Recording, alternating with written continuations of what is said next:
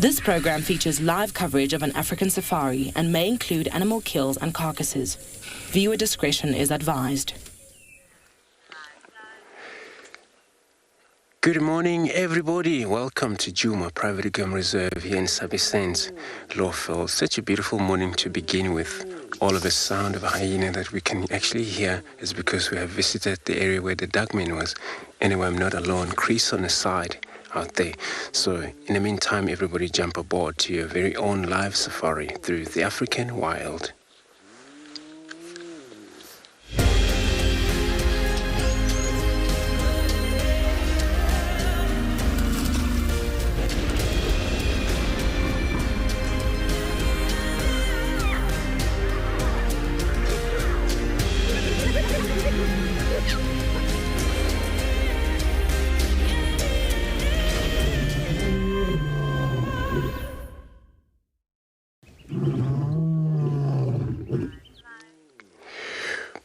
Good morning, everybody. As you can see here, we've got our hooded vultures. So morning, everybody. Welcome to Djuma Private Game Reserve. We came to an area where the duckman was left last night. We couldn't stand or stay with him. But it's so interesting thing here. It's a lot of hyena. I actually counted about how many, over 10 hyena that are actually in the area where the duckman, for now, he's actually slightly far in distance, but we're gonna visit him. So my name is Andrew, and on camera I have a BK this morning. It's a great start, everyone, to come to this area like this, and then of course, and to check or begin to search for the bride. But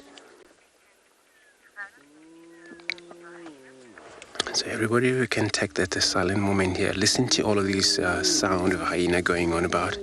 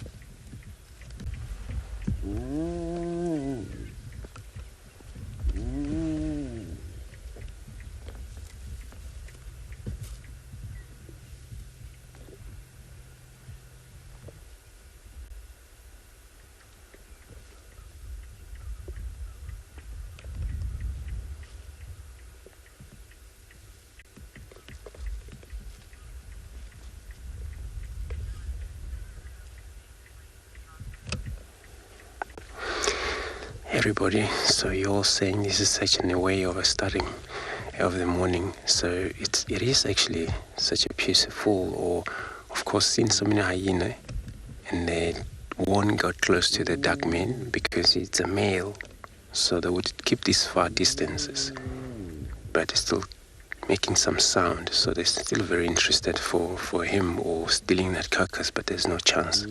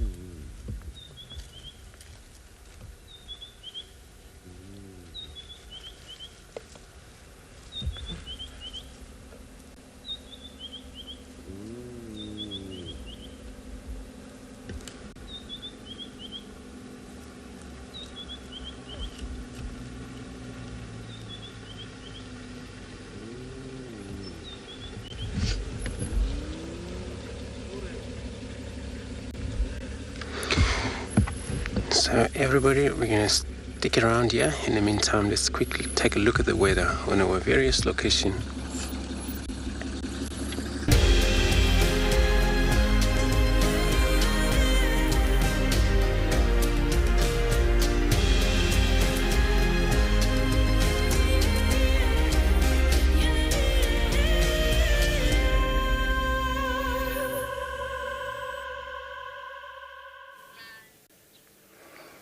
As the moon is setting in the west and the sun is rising in the east, we're looking forward to an incredible day here in Sabi Sand and Djuma in the Lowveld of South Africa. Good morning, everybody. My name is Chris, and with me today on camera ops we have Darren, and at Pridelands we'll have JP, and Wade will be at Phinda. Our plan today is to try and locate the princess Tlalamba. Now, we are very close to the area where she was last seen this morning. Before we embark on this journey, remember to send us questions to Twitter. You can send it at #WildEarth. If you're on YouTube, you can send it to @FG. And if you're under the age of 18, please send us an email on kidsquestions@wildearth.tv. Alternatively, you can log on to our website, the WildEarth website, go to the live safaris and leave your comments or questions there.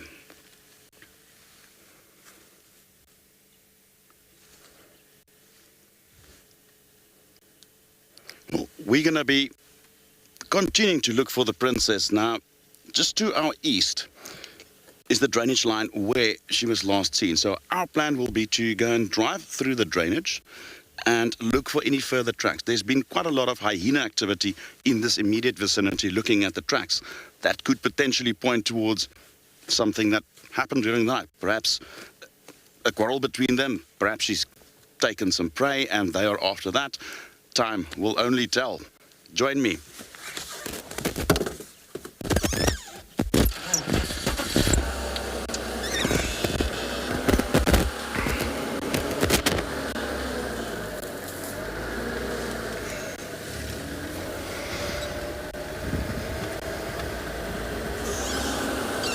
We will continue to slowly look for tracks, and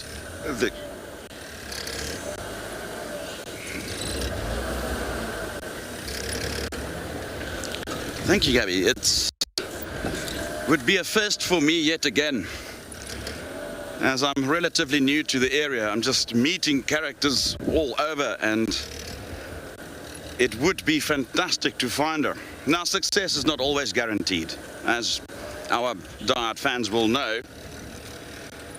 And therein lies the enjoyment for me personally, is the challenge in order to locate leopards, lions, and so forth, and then to share it with you on safari. It is the drive force behind the reason why I became a guide in the first place. It's about sharing Africa's natural wealth with the world.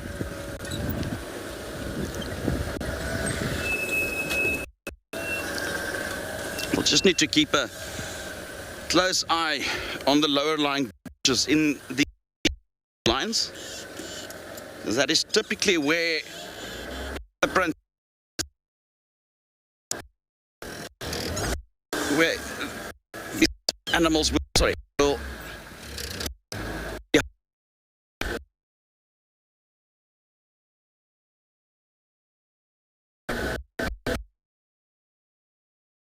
just went through a little dip there, so our signal might just leave for a moment or two.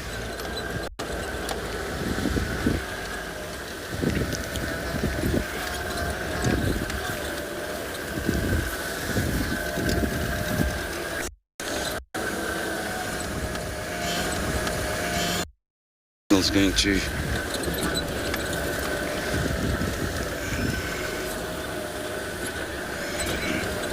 well, we're going to get stuck into our job for this morning to locate the princess. And in the meantime, let's see what Andrew is busy doing.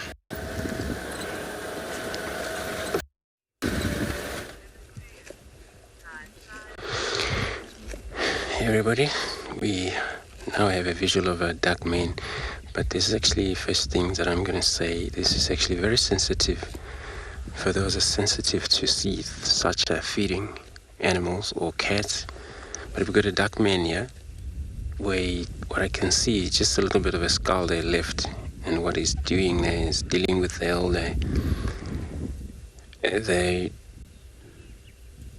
hair that is actually right to the top of the zebra. It was a young foal anyway. He's plucking off these hair. Quick link to crease.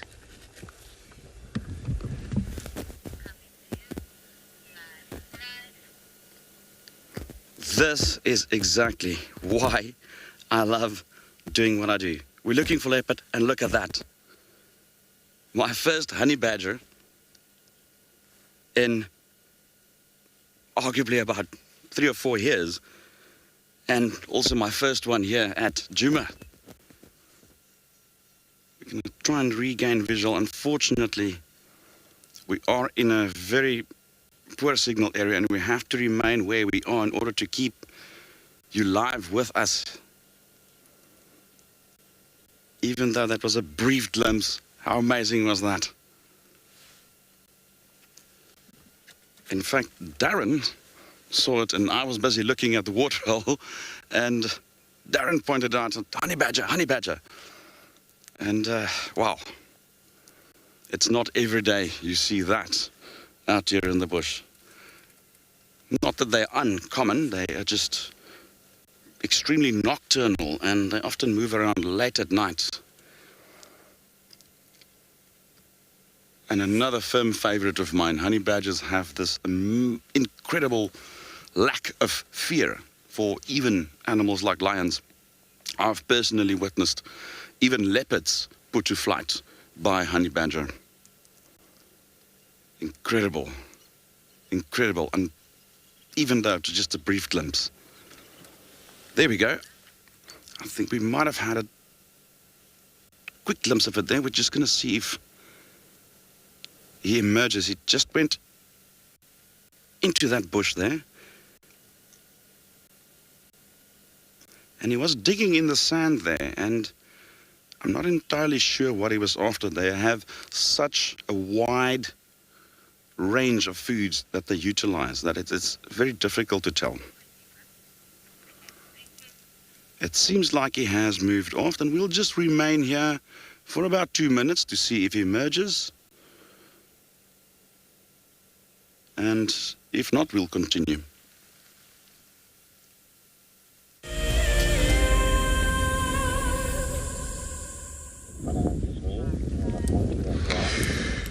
So we're still sitting here, looking at the duck mane as he's doing his best when a hyena is still around him.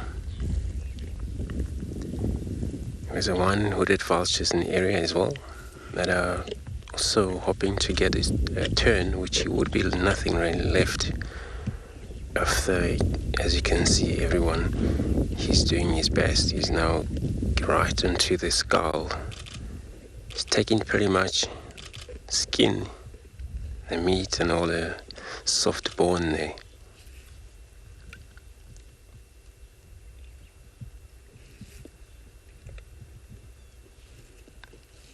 And now his stomach is very much expanded than the way it was.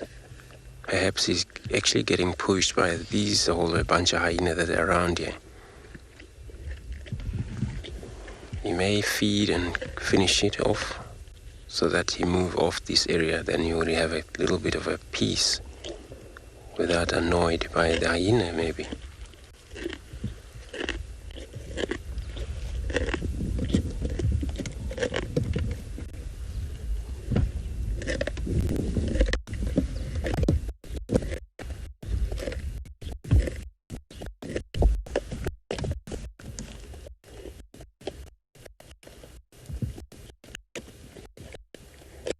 Not sure where the rest of the bride are.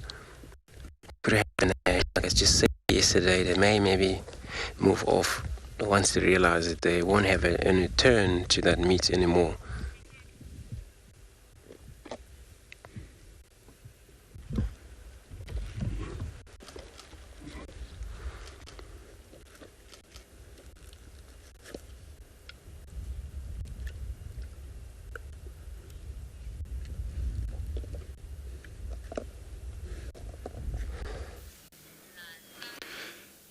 There we go. We've managed to get another glimpse of the badger. And he's just moving around digging out food. Now, Darren, who's on camels with me, just mentioned that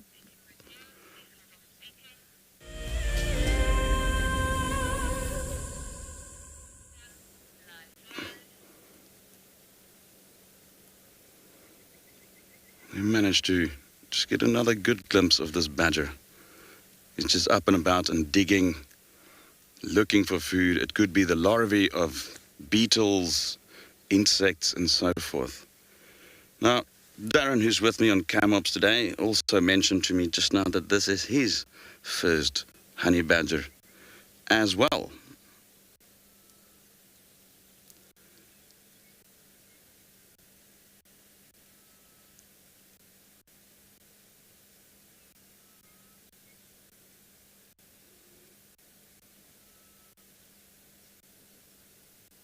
Seem to be in that Tamboti thicket. Tamboti is the name of those little trees that you see with a very dark bark and the very bright green leaves.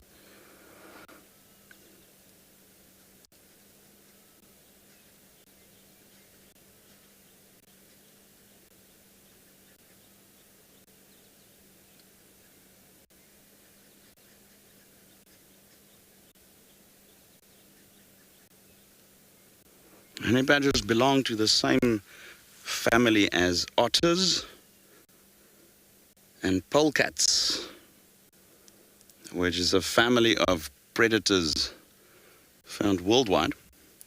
Even though this is the African honey badger, which is only found in Africa. I'm not entirely sure, but I do know that you also have badgers in other parts of the world.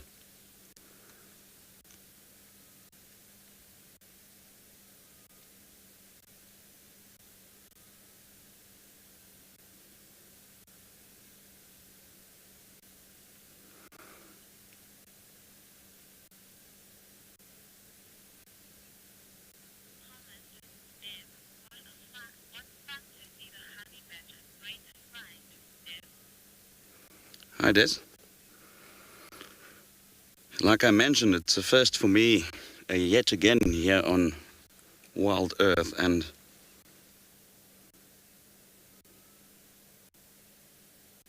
just waiting for him to come into view again. But yes, no, absolutely. That would be so far a highlight for me for the week, in spite of the amazing sightings I've had so far. And I'm sure our fans would totally agree with that.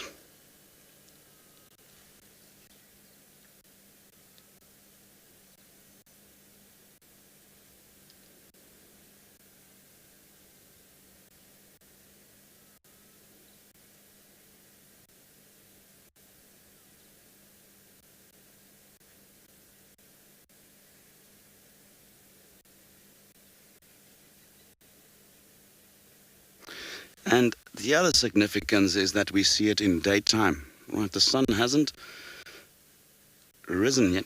It's still just this little early morning ambient light.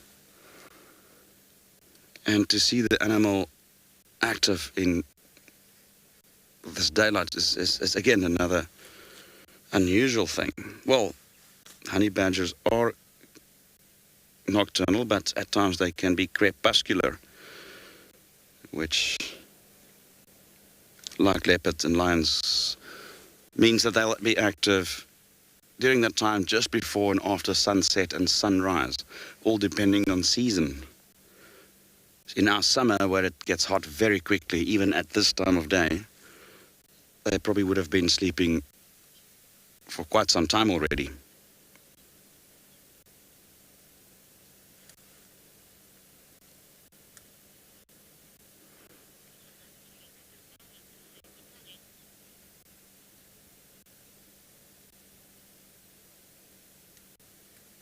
It's amazing how seasons just, in a way, drives Africa almost like a gear that keeps on shifting.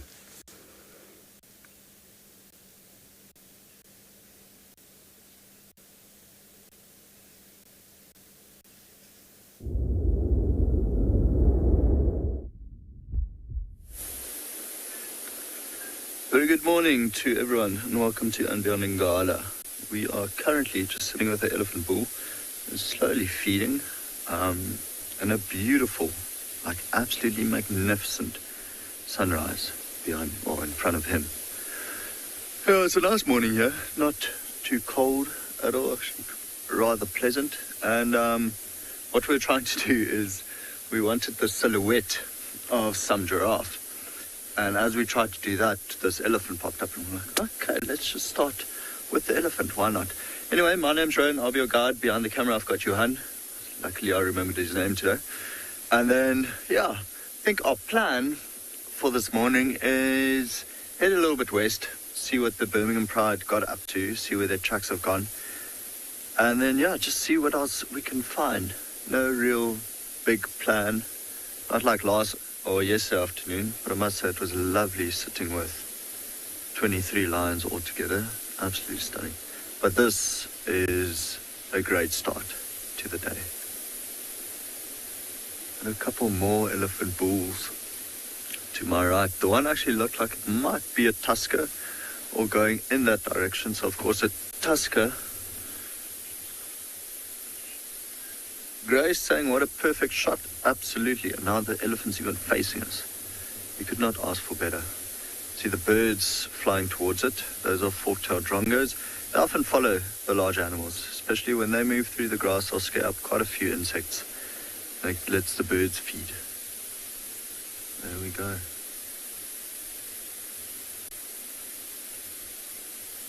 Just no schedule for this elephant today. He'll just carry on eating. A little bit later, make his way for a drink. And then just eat and eat and eat.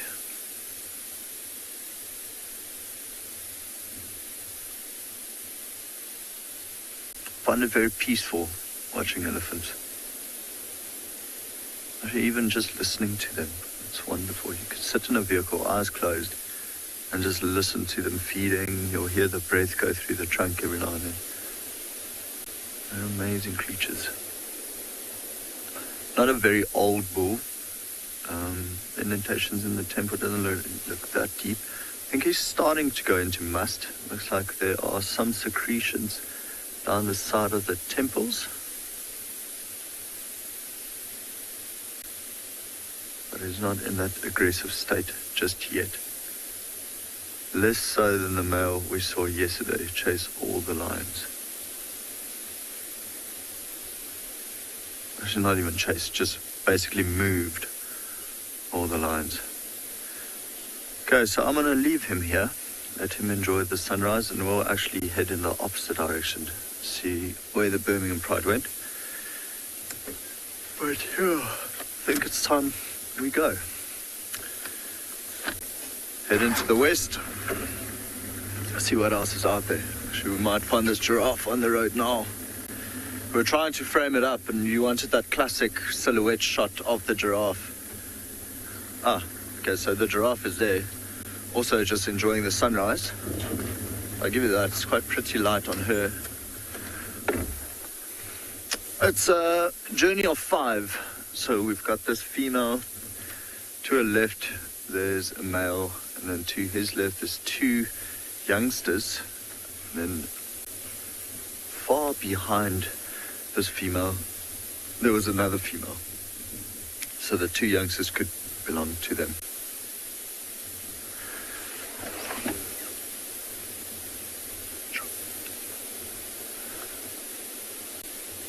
Really does look like she's just absolutely enjoying or loving the sunrise. But how cool, even with the full moon in the background. It's just a great scenery.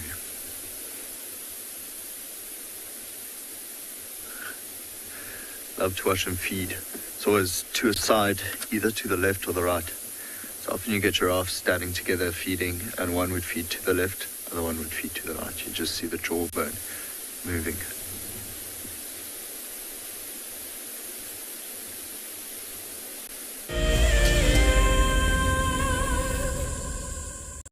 As we celebrate Women's Month in South Africa, we acknowledge and thank those women committed to conservation, working tirelessly both on the front lines and behind the scenes. The Endangered Wildlife Trust is proud of the women who dedicate their lives to fighting to save species, conserve habitats, and benefit people. Here's to strong women everywhere who are dedicated to protecting forever together.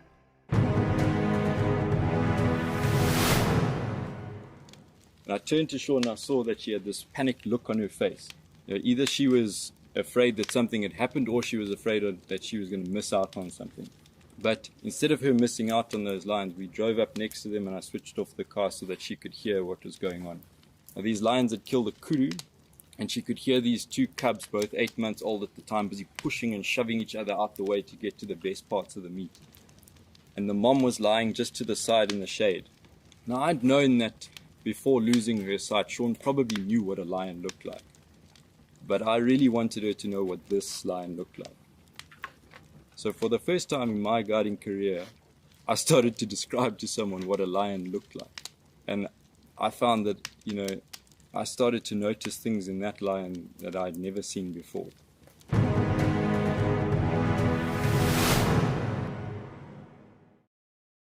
Something very, very interesting.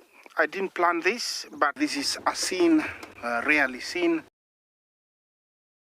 This is what we call a journey of giraffe. So beautiful.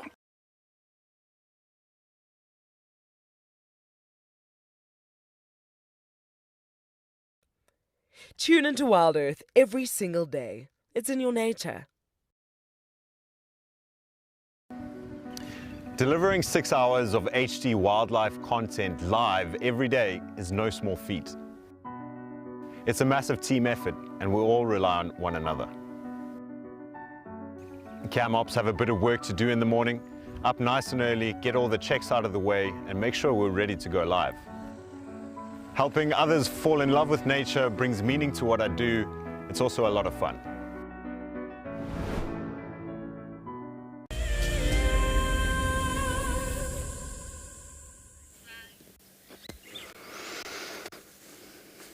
Our honey badger's still around in that thicket, and it seems like he's attempting to dig out rodents.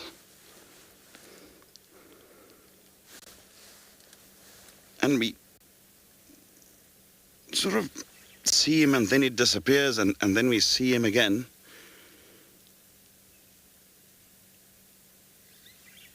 I suspect that there might be a rodent nest there. The species are known to me from where I am. Quite difficult to see. We have seen a mouse or two running around.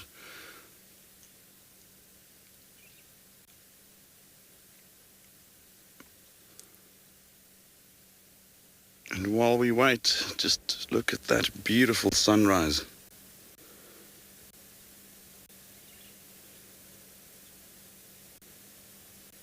There's just something about the sunrise in Africa, wherever you may find yourself, whether it be in the south, here where we are today, in the east, on the Great Plains, it always remains a spectacle.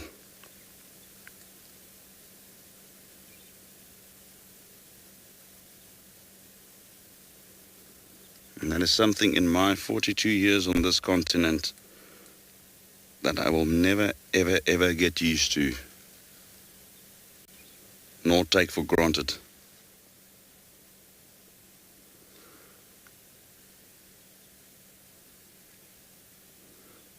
I'm still keeping an eye on the thickets, and as I've mentioned, we just getting these glimpses of this honey badger, and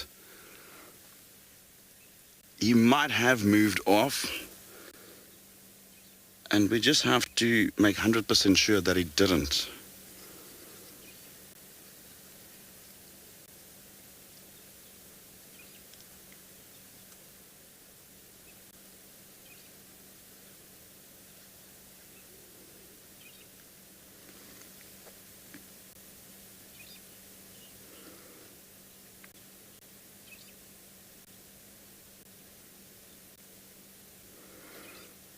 Help us find them.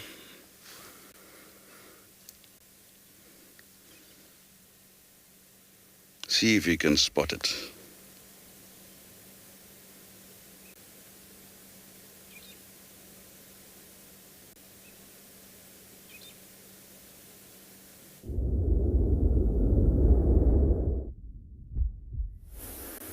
Good morning and welcome to WildEarth. We're live at Eco Training Pridelands and we're about to start our bushwalk. I'm sitting on one of my favorite sit spots and listening to a number of different calls and sounds in the distance, as well as enjoying a beautiful sunrise. So my name is JP LaRue, and behind the camera we've got Gerrit. Our plan for this morning is to start from the Ndlovu Dam, do a little circular loop and come back to the dam a little bit later. Hopefully when it heats up, there will be quite a few animals that are coming to have a drink. So some of the sounds that we detected this morning is a number of bird calls, and the calls are becoming more and more frequent in the morning as it be approaching spring and the breeding season. However, we're going to need some good rains before the breeding season for the birds are officially triggered. I also heard lion calling or contact calling in the distance. This is amazing that that call can be audible up to 8 kilometers to the human ear and even further away for lions. One of the things that I find particularly interesting about lion calls is that lions can actually count for calls. And if we have a pride consisting, for example, out of 5 individuals and a pride that consists out of 3 individuals, and they're close by to one another's territories, they will listen to hear how many of a group is together for that evening. If a group of 5 is only 2 individuals calling in that area and the other 3 is gone, the group of 3 will decide to come into that territory. And that's quite often when they have an upper hand and try to eliminate individuals within that group. As lions are territorial, they compete for land, food, and males need to compete for land and food as they want females to be attracted to those territories that they will mate with them. For this part of the country, they have territories of approximately some 40 square kilometers, which they can cover, and even smaller, compared to some poor areas where territories can range up to 1,000 square kilometers in distance. I was going to start looking back onto my sunrise. It's really beautiful of the morning. Moments where it seems like there's a little bit of a haziness in the sky with the approach of cirrus clouds. It's possible that we've got a little cold front coming our way as well, just like that the guys are experiencing in Phinda at the moment. One of the reasons why the sunrises and sunsets are so beautiful at the moment is because the angle at which the sun penetrates through the atmosphere, but also because of a large amount of smoke particles which is in the air. At this specific time of year, there's a lot of burning taking place of the grasslands, which is directly to the west of us, which is pumping a lot of carbon particles in the air, which also then contributes to these beautiful bright orange sunrises and sunsets. Let's have a little listen and hear what we can hear. Some francolins in the distance, which are busy calling as well. They were very upset a little bit earlier as there was an African harrier hawk that flew over, and they are concerned about them because they can potentially make a go on them. But generally we find that harrier hawks love to raid nest and they go for eggs and chicks. We also hear the squirrels that are getting upset very quickly with them.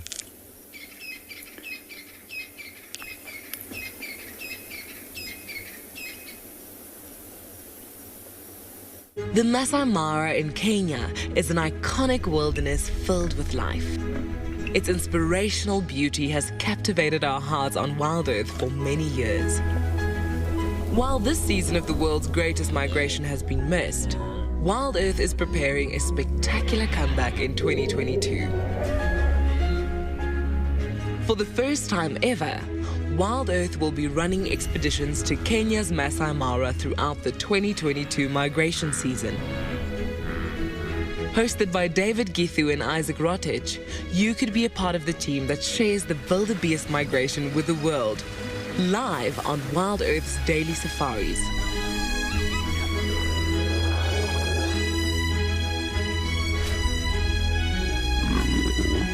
If you're interested, then head over to our website to find out more.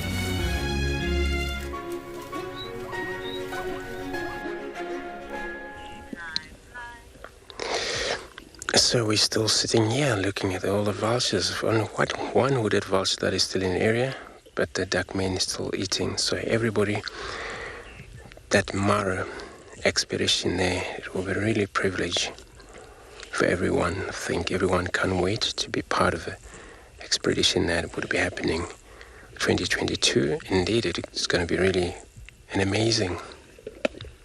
You can see all the terrain is different, slightly very opened. Where we are now, sitting with this duckman, you can see all covered with bushes, drainage lines, so many of the drainage line systems. And that's what is actually explained a little bit different if you want to compare it to that area back there. But it's going to be an amazing expedition. Everyone, if can able to be part of that, you won't really forget.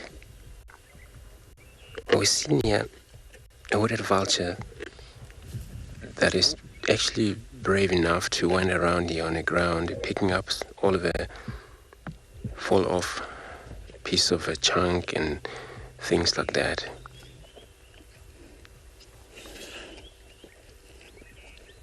You can see, I can tell actually how their beak is very sharp, prehensile, only designed for, since they're smallest on all of these vultures, hooded vultures, so they were able to go the last. And this is where they have ability to go through of all these bone canopies, and they will clean everything perfectly with this sharpening beak of theirs.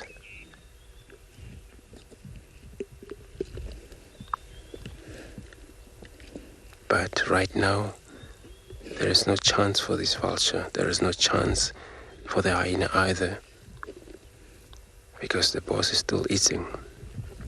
So if it was a female, they would be gathering so much, and they would probably maybe already stolen and killed this hyena from, if it was a lioness. One lioness or two lioness. So many hyenas that I can see back there, already I count over 10 this morning. But they won't take chances on a male. They seems to be scared of male lion. You can see they're all just lying on a road. That's the road.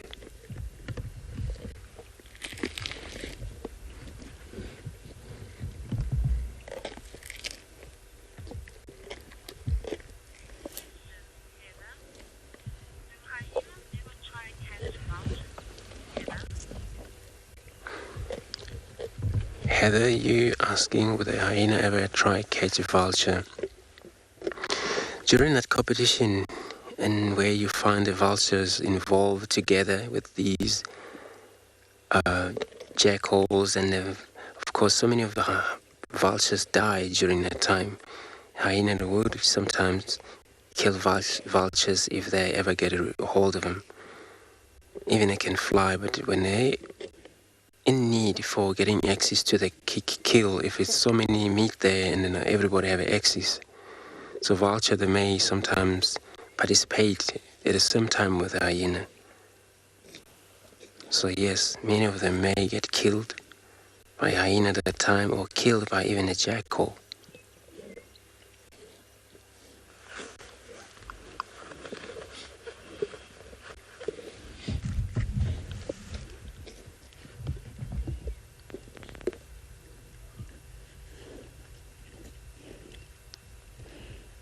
So two of a scavenger looking at the single male eating.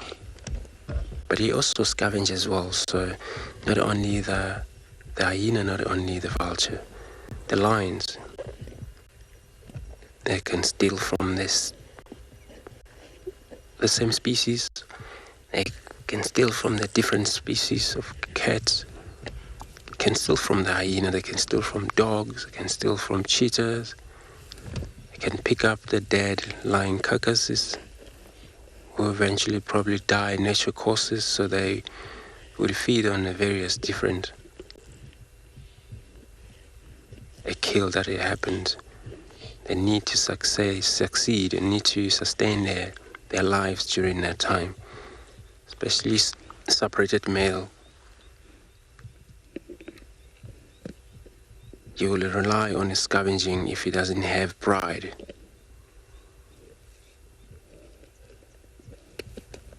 But he has a pride.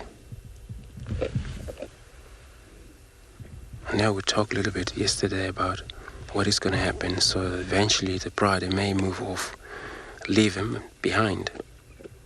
Since he still have a meat here, he don't even think about them. But once that meat is finished, get hungry, you would need them back. But they will be long gone. He's going to search for them then.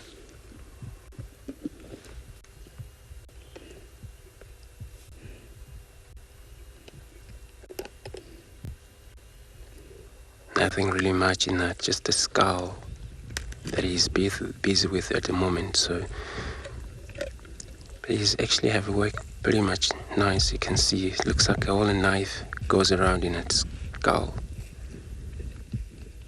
But these are conical teeth that have done all of the work.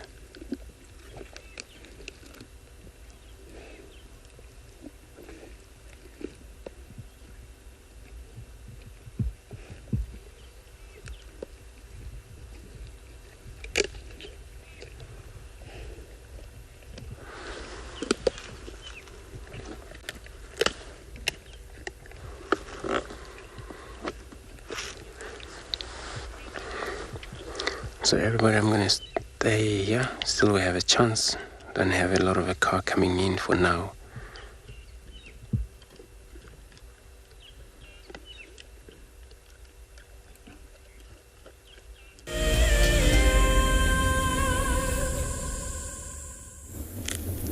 Good morning and welcome to Bushwalk. We're out and about and we're about to start our walk. We're just sitting a little while at a dam to see what we can find. So we're hoping that something is going to come and drink. In the meanwhile, we would just like to encourage you to enjoy the beauty of the landscape.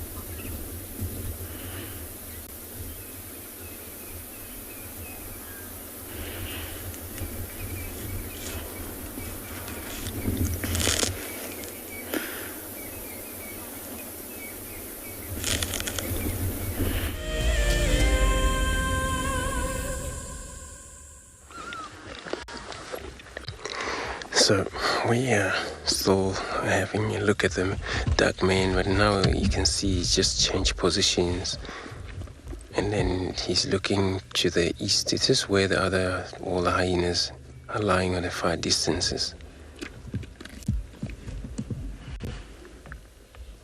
But they still have to work on that. It looks like a hoof there that is still lying.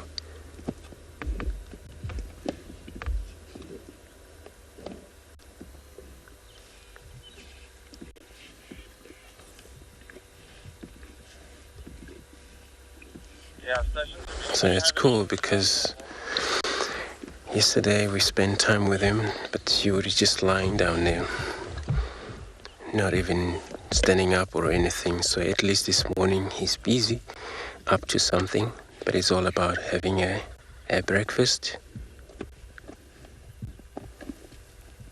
Perhaps when he's done, he's going to head down to the watering hole there, drink. Let's just take a listen to him while he's crunching all of this soft bone in there.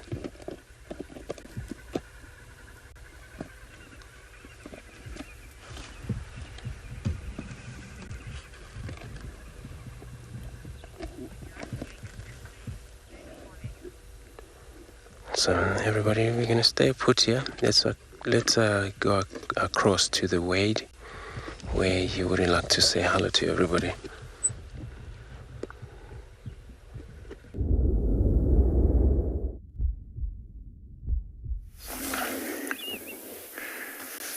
Good morning, everyone, and a very warm welcome from a relatively wet andBeyond Phinda Private Game Reserve.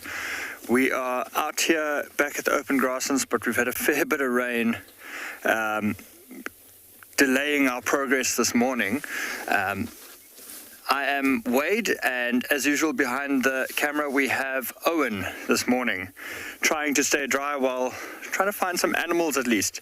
As we've come out here, there's a bird hovering up there in the distance. Look at that over there.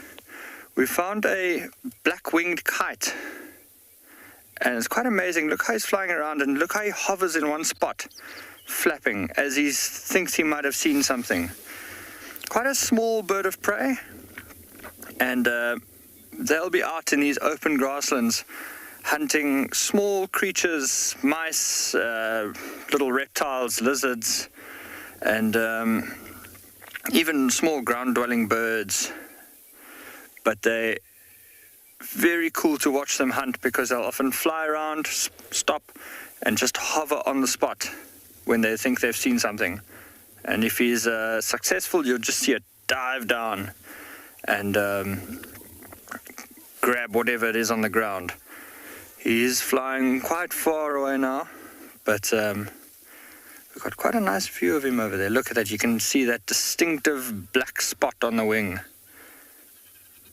And unlike the other kites we get here, the yellow-billed kites, the black-winged kites can be found here throughout the year. They don't leave. They're not a migratory species, while the yellow-billed kite is. But these last 3 weeks or so, we've been seeing them again, which is really cool.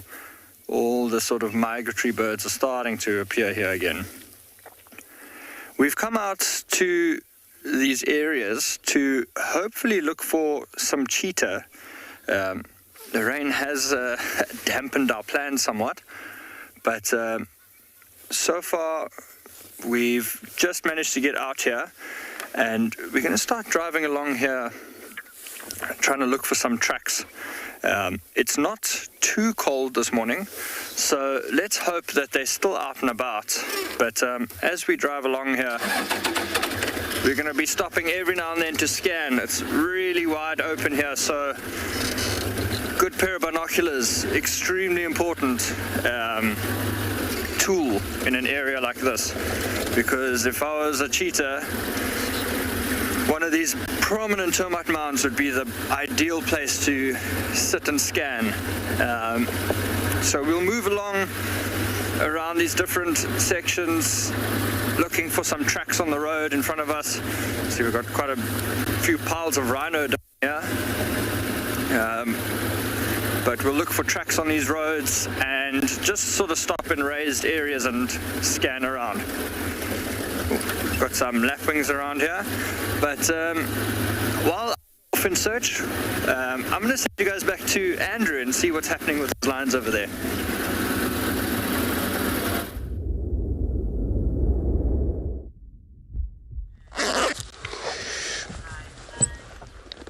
So, what is happening here with us, Wade, is that, these hooded vultures, it's only the bravest vultures I've ever seen, almost went close to that lion and then back off again.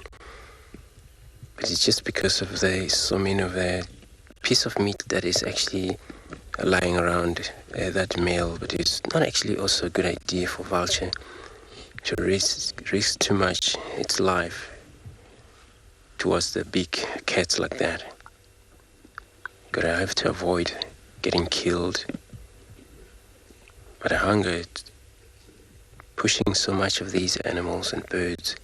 That's why the hyenas also still on the far side. They haven't really moved off the area right away. They're still there.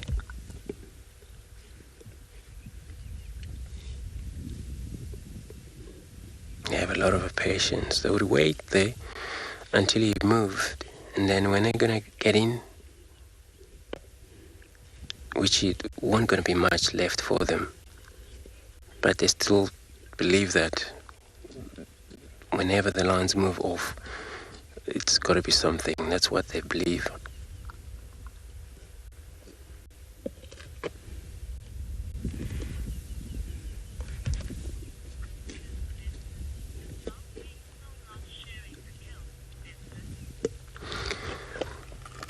And then you are asking the duckman, he's still not sharing the kill.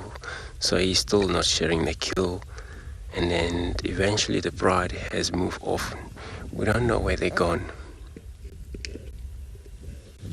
Perhaps far, since they just noticed that he won't going to be sharing anymore. And they have to make another plan to go search for their own kill. But now if they kill anything where else, and then they would have their own time feeding in that, comfortable without him.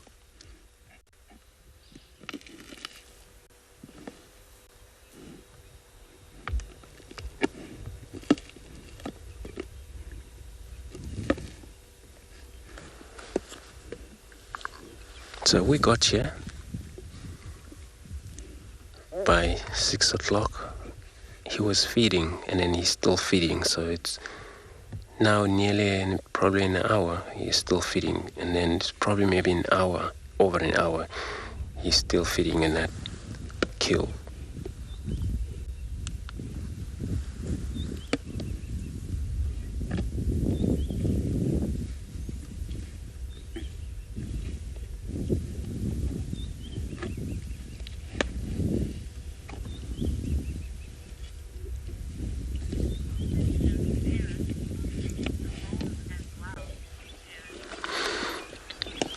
Terence, so you're asking would he eat the bones as well? So he would eat the bones. Those are crunchable.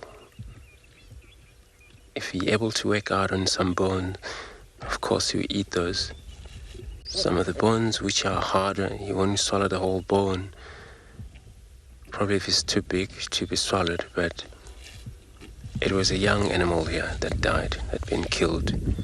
Some bones are soft, that's why we don't see ribs here. Even the vertebra has been eaten. All of the neck.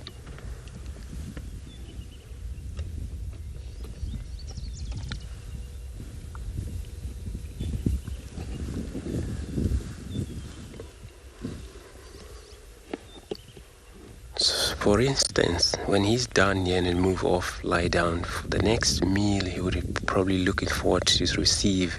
This is when he's hungry, probably after 2 days he will be getting more hungry.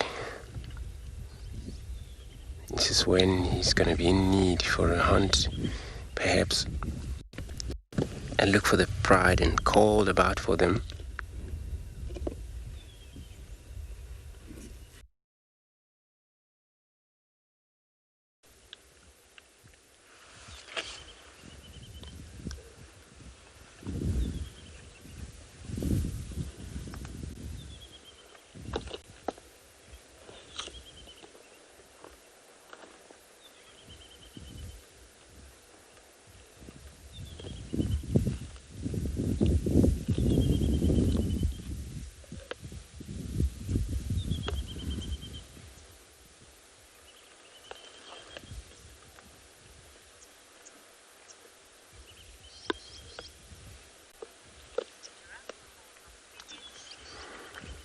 So everybody, I'm gonna stay still here, looking at the duck men busy feeding.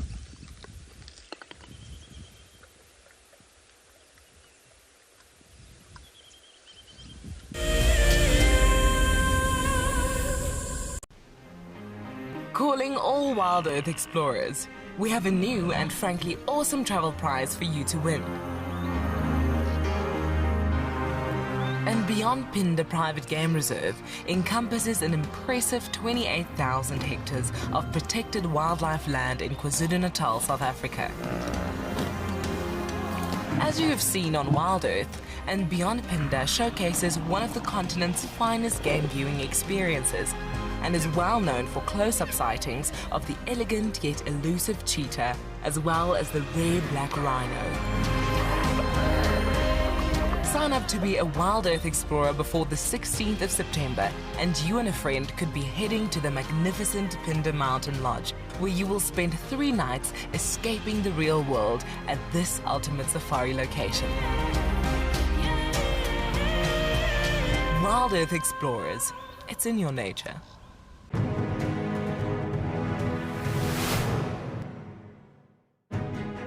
We're here at the Advanced Rifle Handling Challenge, which is actually lots of challenges in one to gauge the contestants' skills at different distances and different speeds. This is probably the challenge that the contestants are the most nervous about. So let's get them locked and loaded.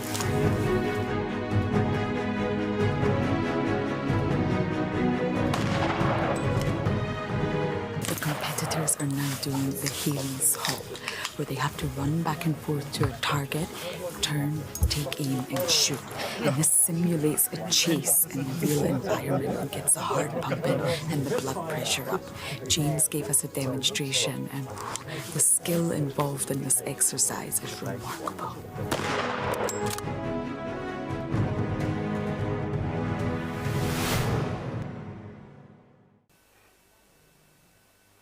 This is a battle of 2 great carnivores of the African wilderness. Whew. Whoa! You don't want to be under those jaws. Definitely, this round goes to the lion. Look at that. Fantastic. Expect the unexpected here on WildEarth.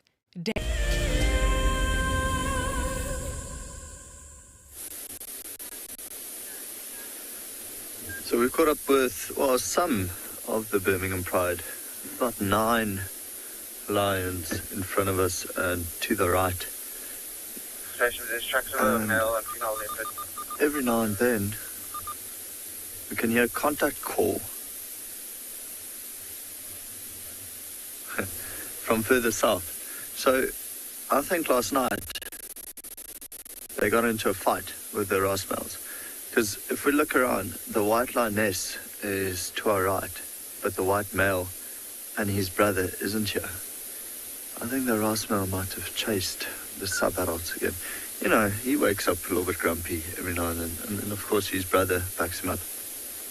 But, so we came to the same area where they were yesterday, and there are Impalas alarm calling still on that side. So some of the lions are behind us, some are in front of us. And the 2 sub-adult males are maybe further south of where we are. But it's nice to know that they didn't move too much.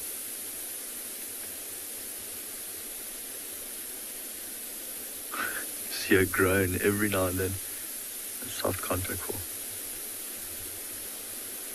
I wouldn't be surprised if this keeps going on, if the lions that are quite far behind us, they'll get up and come and join this crew.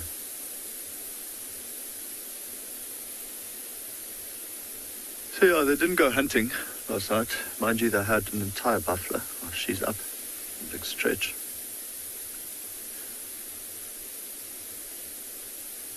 And go and the 2 sisters. Sort of loving.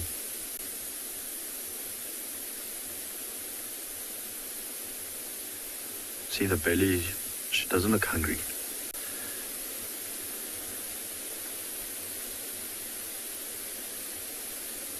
Oh, very healthy looking teeth. Joe, they had a buffalo 2 days ago. So there was really no need to hunt. But with lions, I mean, there's no set schedule of, okay, in 3 days we need to go catch a giraffe, then 2 days after that it's maybe time for a zebra.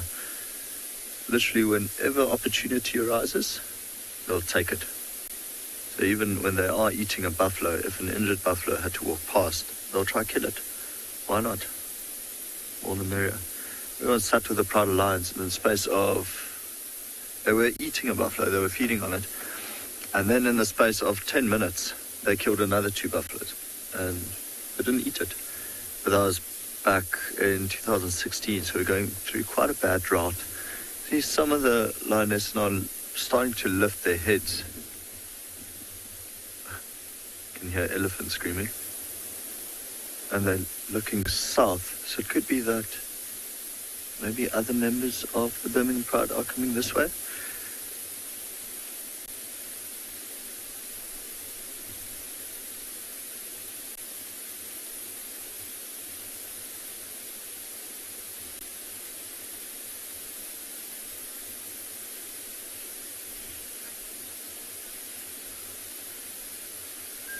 Anna Marie, I'm glad I can make you happy this morning. It is exactly what we strive to do. Now, the lions are looking in a different direction. So, of course, their hearing is a lot better than ours. So, wherever they look, I'll look. This morning, this is what happened when we left the elephant at the sunrise. The one giraffe just started fixating in one direction and actually moving towards whatever she thought she saw. So we got the binoculars up, and it was actually a warthog coming out of its burrow that alerted the giraffe. Often it's a good way of finding animals, just by looking what other animals are doing in the area. Of course, there are alarm calls coming from behind us, Impalas, that see the rest of the pride and telling them, we can see you, there's no use in hunting us, which they won't. That area, it's too open. They really can't camouflage themselves or conceal themselves. And being known as ambush predators, they won't go very far trying to hunt Impala through there.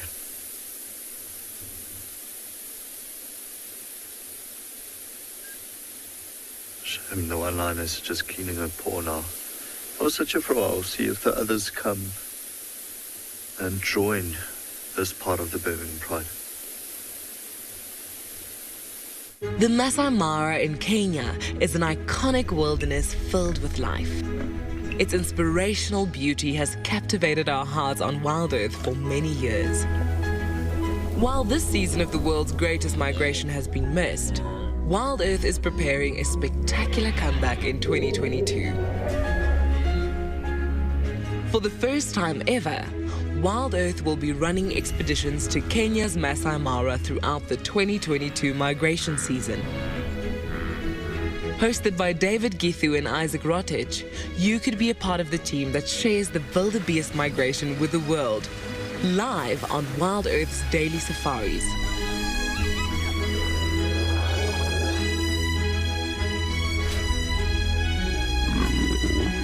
If you're interested, then head over to our website to find out more.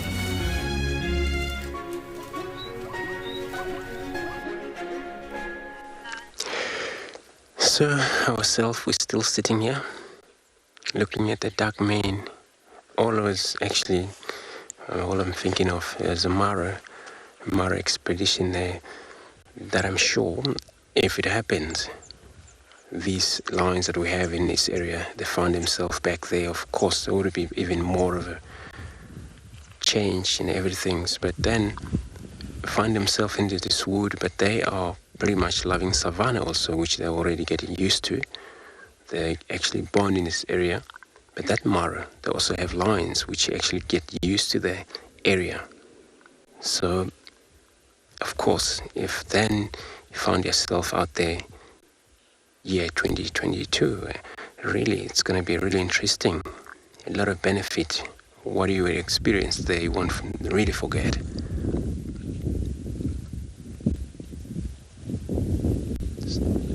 It will be a serious expedition for year 2022 for everyone who can stand a chance and get up there.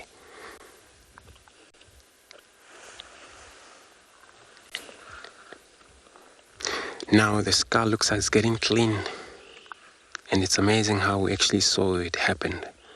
Since we got here, it was a little bit of the skin that was covering the forehead there, and now what we can see looks like it's getting a much less and less.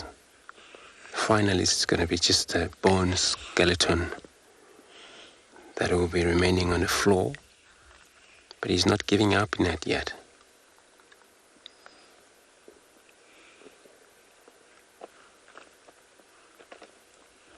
Probably maybe trying to get rid of the tongue there, as you can see how it's pulling from that connector. That's where the vertebrae start along their neck, but all of these vertebrae have been chewed off because it was soft, perhaps, since that it was actually too young for a zebra.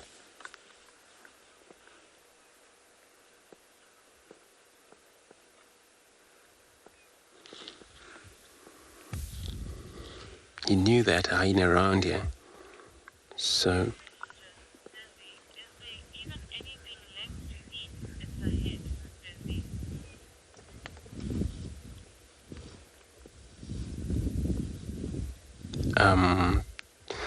I missed that question from Daisy.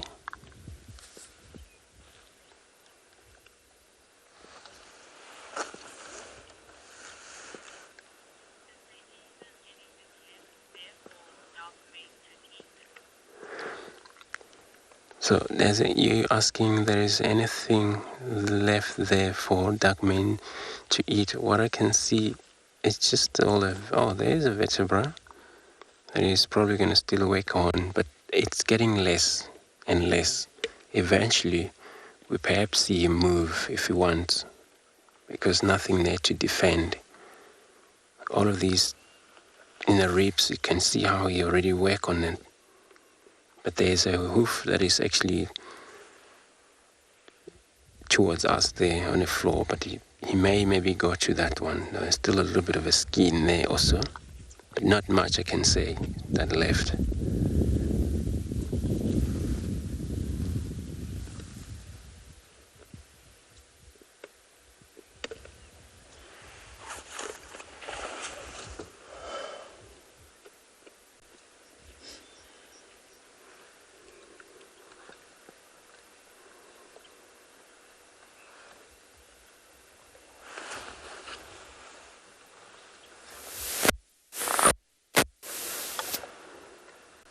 Now it's got to deal with all the grasses because it's very difficult. It's all just the leftover of a kill. So if you would ever swallow the grasses, it will cause him vomit or throw out.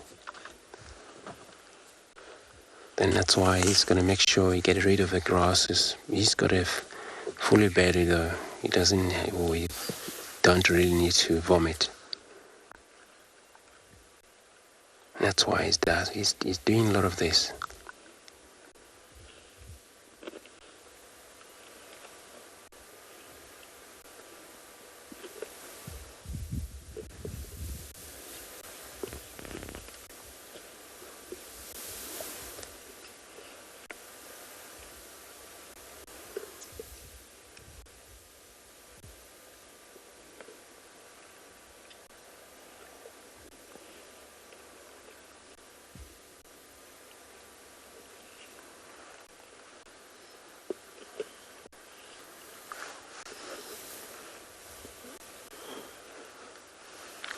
So if there was more than one male in this area, it will be a long time gone, finished by perhaps yesterday. And then it's just because by himself, take his own time until he realizes so many of the hyena are troubling him. And then he's going to make sure it's cleaned before he moves off here.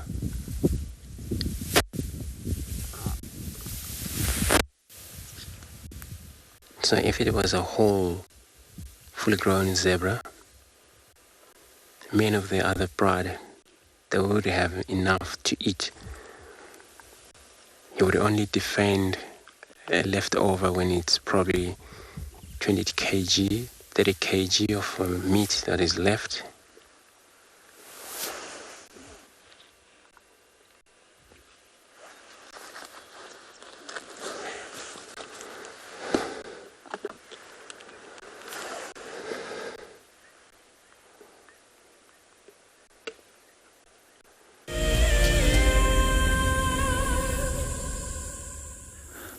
Welcome back to Bushwalk. We're out and about on Pridelands and looking at what we can find. At the moment I'm walking on one of the game trails. It's running parallel to a drainage line. So I always give myself a fair amount of space between the drainage line and myself so that I don't bump accidentally into dangerous species such as buffalo that often lies up into these little thickets. Elephants do hang around in them, so does leopard. We're also at the moment just looking at what tracks we can find. You're welcome to join us on our walk and see what we can find. And meanwhile, we're just going to encourage you to enjoy the beauty of the landscape.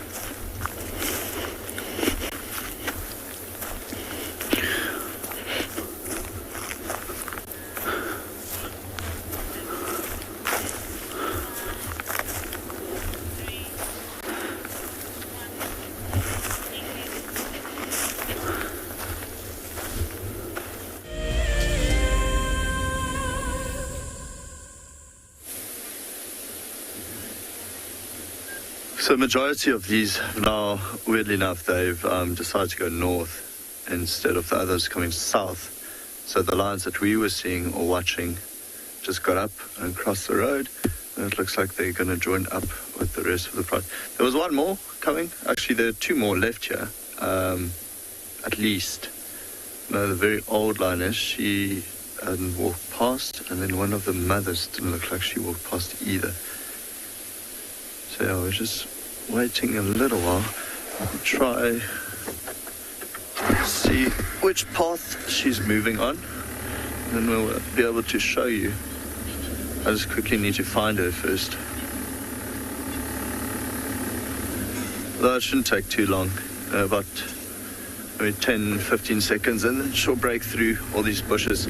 And quite likely she'll use the path that all the other lionesses used. Should be this one. So we could patiently just sit and wait. Yeah, okay, so now I can see her.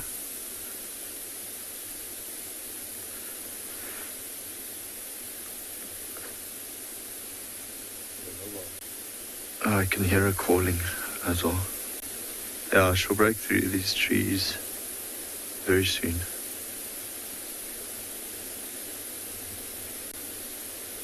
Often what they do is, because the old lioness is still behind there, she might walk and just pause for a little. There she is, to the left. She might pause just for a while, call, and then look back, see what the old lioness is doing, and then continue walking.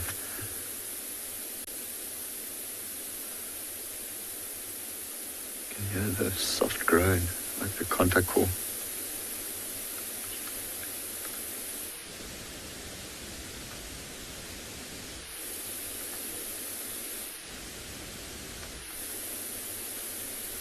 Sadly, showing up going. And then on our right. This is one of the sub-adults. Very pink on the nose still.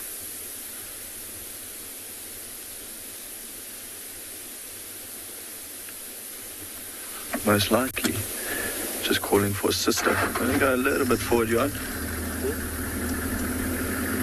See if we can find... Yeah.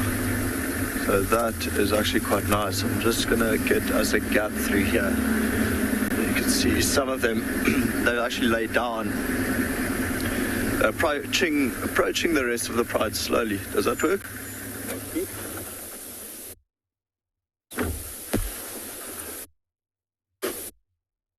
Okay, there's the white male. And his brother. Okay, so they're just coming in for a little bit of loving. All right, we'll send you over to Wade, who's also watching some lions.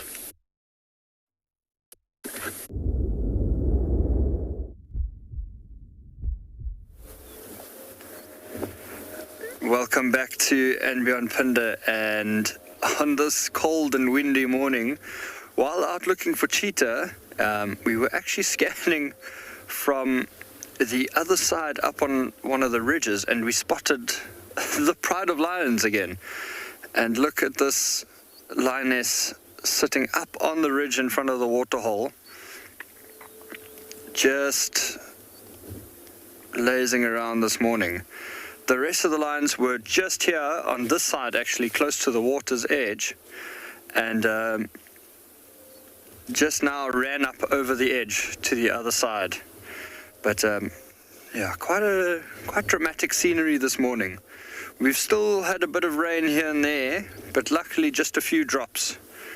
So nothing too bad, but you can see in the distance still quite hazy. But look at the lioness just scanning around.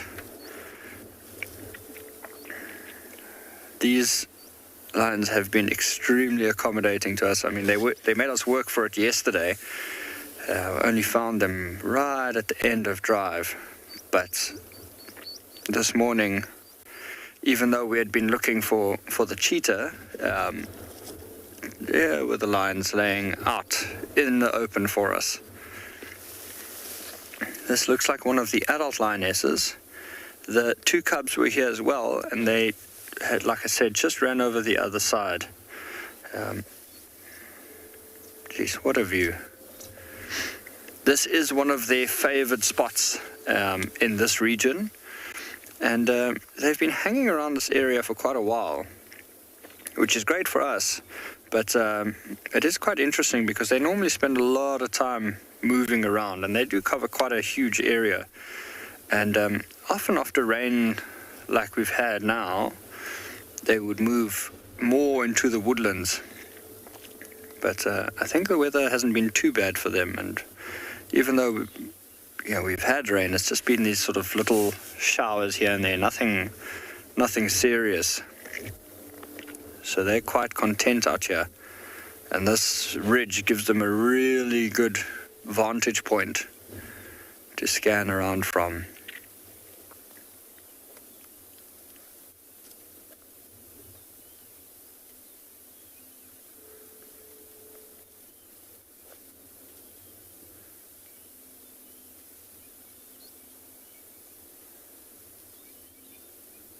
It is amazing to see. There was quite a lot of activity with those other lions when we got here. Let's perhaps drive around and see if we can spot them on that side, because if they're still moving around, it would be cool to see.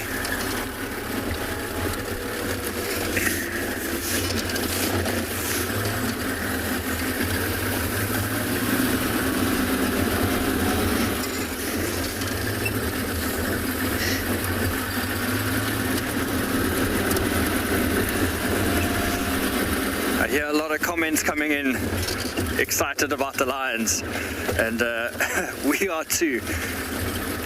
We are very grateful to be finding them, you know, even though it's so chilly and wet this morning. You can see we're wearing our raincoats. Earlier we had the camera all covered up, but fortunately for us, it's still holding at bay. I don't think we're going to get too much more rain. Holding thumbs though.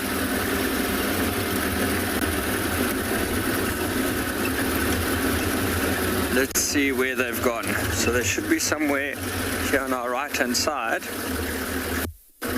There's that one lioness.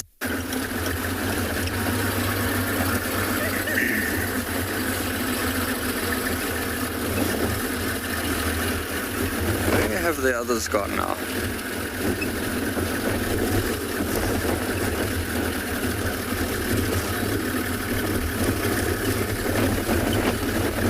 I wonder if they've actually moved off. She's just here on our right hand side. I may just have a quick with the binoculars. Oh, there she goes. Look at that. Wow. Running after the rest of the pride. I wonder if it's not the ponchos flapping around that frightened her a little.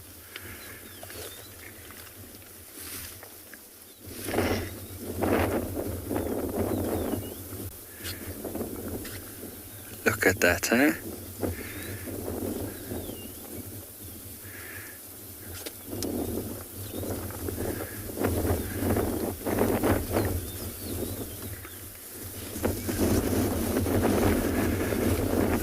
We're going to try stick with her. I'm sure she's going to lead us to the rest of the pride.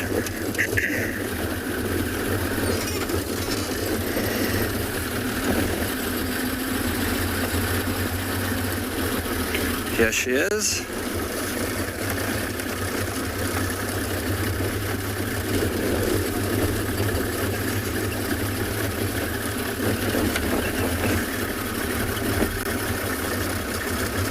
Oh, there's the other lions.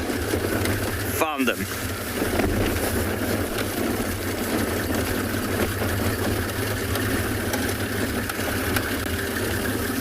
We have a question coming in from Peter asking if lions can survive a day without drinking water.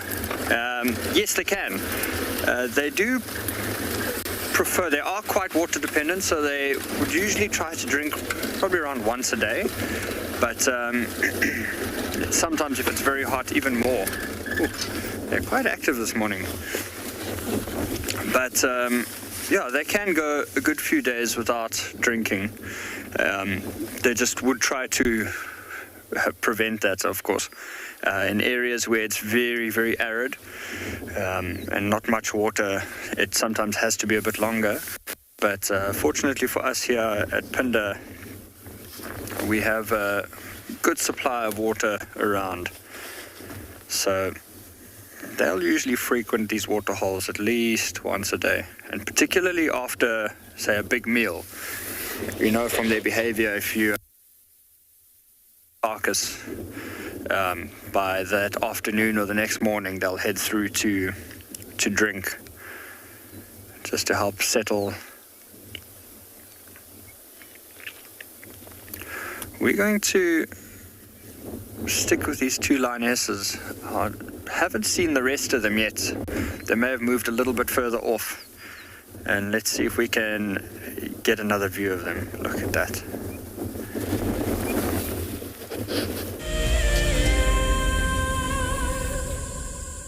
RSA has a long history, over 90 years, of being involved and even pioneering aspects of the conservation sector in South Africa. Over that long history, we have realized that all of the issues that we are facing both locally and globally are due to human impact. Therefore, we need to concentrate on working with people, and that is what RSA does. What makes me passionate about the work that we do at WESA, and in particular the work that I engage in, is actually connecting with people. Currently the work that I'm working on is working with youth in a skills development program, and just to meet the youth and to hear their stories and to bring them opportunities that we hope will have some impact on their lives really, really fuels me to get up every morning. A huge shout out to the women that I work with, as well as to all the women that are contributing hugely within the environmental sector, both in South Africa and in the world.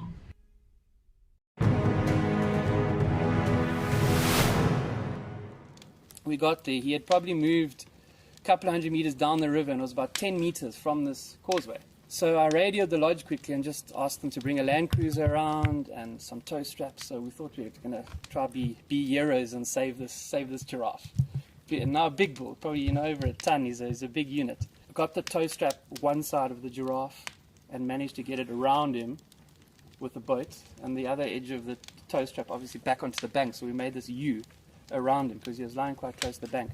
And we put that Land Cruiser in low range and we just gave it hell and pulled that giraffe, and the tow strap slipped up and we thought, oh no, it's going to slip off the top of the head, and it caught on his ossicones top, and that last 10 meters pulled him out onto the bank, and he battled. He was obviously quite weak and all that.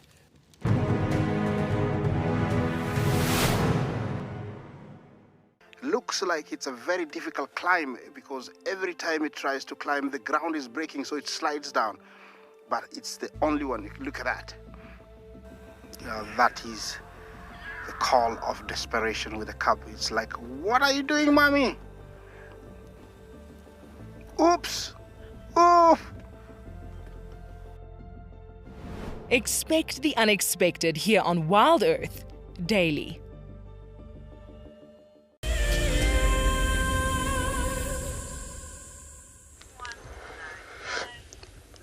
So we're still sitting here in a position of the duck mane, but you can see there's the hyena that is still wandering around here, and then for sure they won't leave this area. Even it's gonna get maybe slightly warm or hot, they would find a shade around here. If is that the case, if it doesn't move the duck mane, and then they're still gonna believe that there's still a lot of meat there, and they will be waiting around. As you can see, it's quite a lot of them there, and they're serious for sure. If they had a chance to get into that skin that the duck mane is busy with there, it's going to be cleaned off immediately, these guys.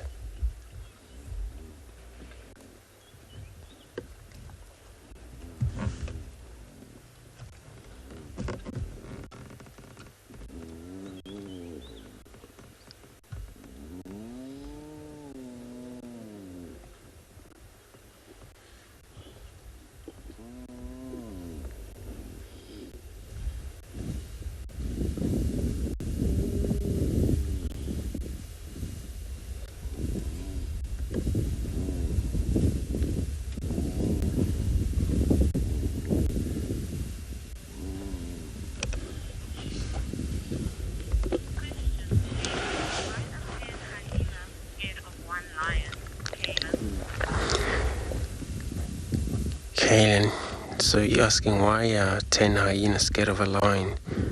It's a male lion. They scared in general of a male lion due to that it's so bigger, and then of course it's very stronger than a bunch of females. One lion, male lion, which means he can drive 20 hyena if it's a chance, or 15 hyena if it's a chance. Some hyena there will be brave enough that when they congregate, they can surround the lions, but a lot of time they eventually give off or give up, because male lions is more powerful than a female, but also due to that the mane he has, it's more likely scary to them when they look at these lion. He only stood up once. From that far they ran. So for sure they're scared of a male because of their mane, also the size of the male lion.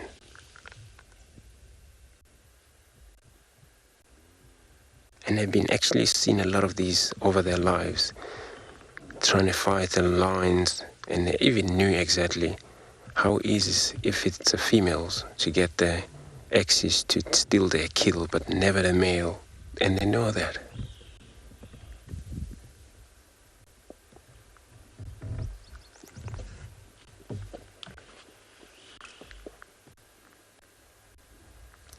Even at 10 or 11 of them, they wouldn't stand a chance against the dark mane.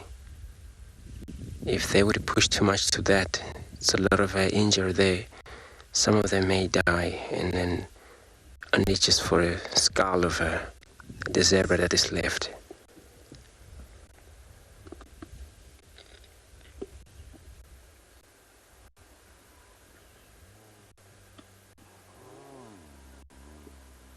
But they are still communicating.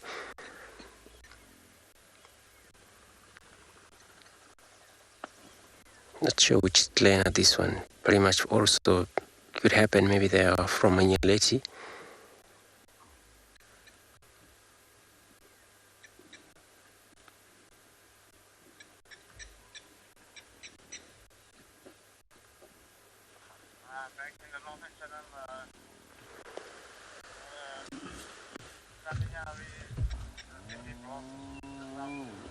He's thinking of let's just take a listen to the audio here of the hyenas.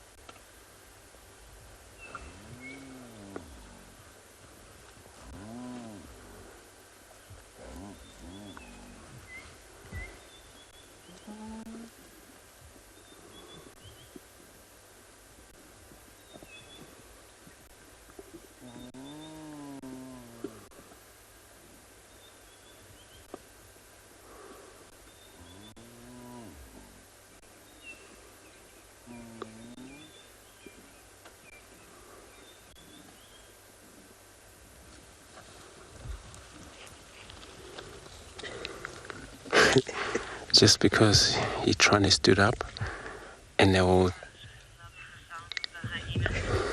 it's just all trying to run. So everybody is saying you love all the sound of the hyena. It's actually, this is the best sighting this morning, and a beautiful scenery, all of the sound the hyena making here. It's not always that you come across such a sighting. So indeed, you're very right. This is such an amazing.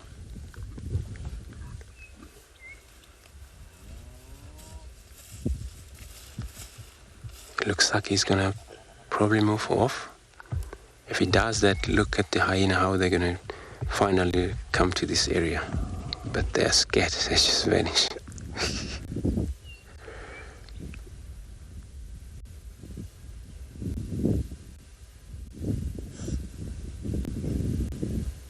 He's still sniffing around, just making sure there is no remain of the meat that he would be missing about or leaving behind for the hyena. He's making sure that he's not leaving anything for the hyena.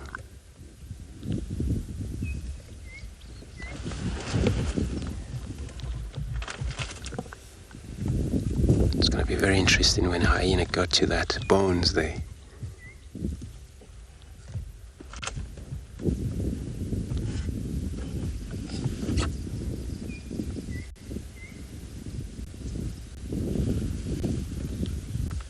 So the hyena, they're more coming, so it's little, you can laugh, I mean, such a good sighting, because so they actually, trying to go around towards our position, so they're more likely to approach from our right-hand side, these hyenas.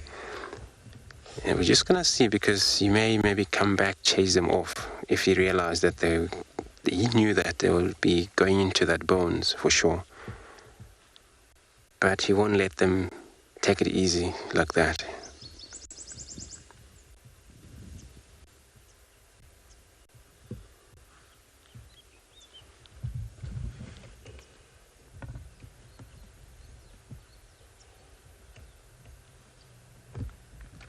And this is 100% that is actually end of him with this kill now. He's probably looking for the bride, wherever he's going.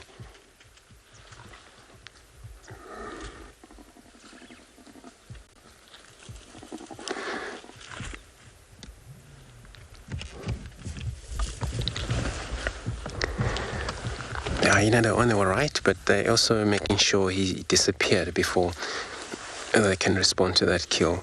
And they're definitely making sure that, because otherwise, if they're not too sure, he's probably going to run back to them there.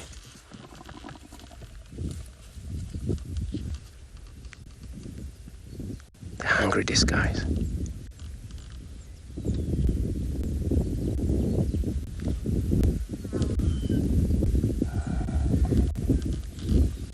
So he went to lay down.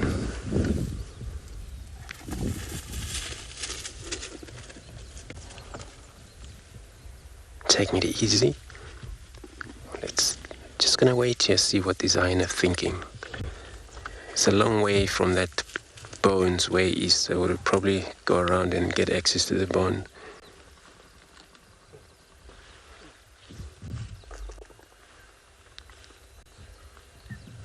Such a beautiful call they're making.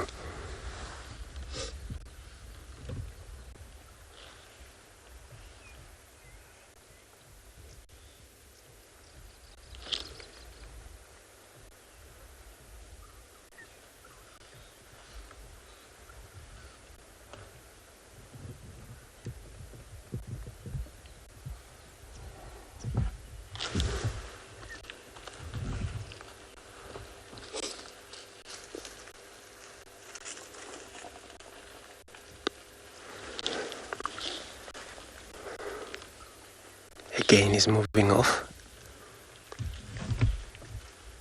So it will be a good access for the hyena now. One is coming in from our left.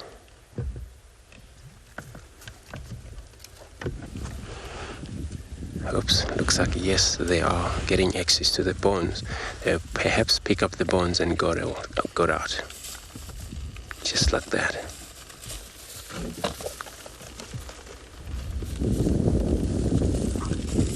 It's a piece of a cod. Everybody's picking up as much as they can. It's not enough, gotta go for more. The mouth cannot allow more.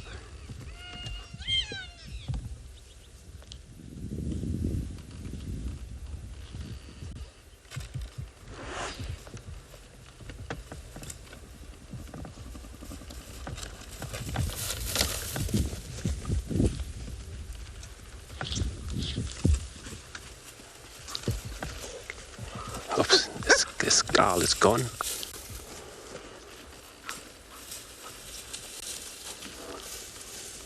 There's another hoof that is there. Hasn't been spotted yet.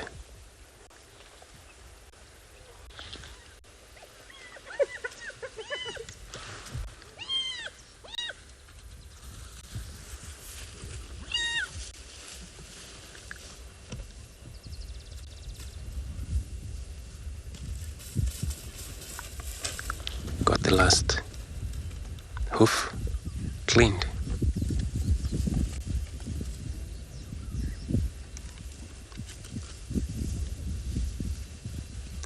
The feeding scene is cleaned, so that everybody has a piece of bone in their gun. Just gonna see if we can see some of them. Those that have a little bit of a bone. Oh, okay. Just watch happen here. Listen to that.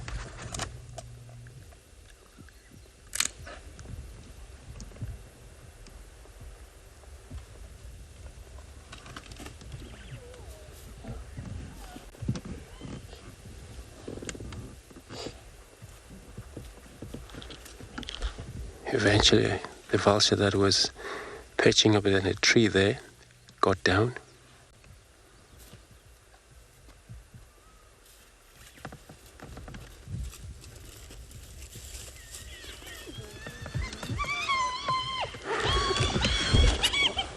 Okay, we're just gonna turn around.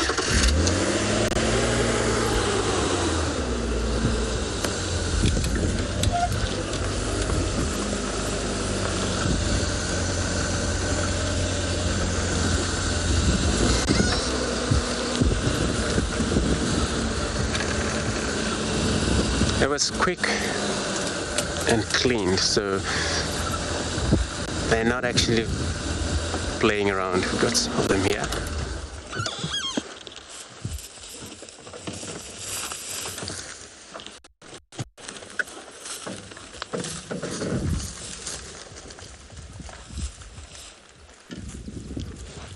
Those are the ones that haven't actually arrived in time. And then they found that all the partners have taken all the bone and they're gone.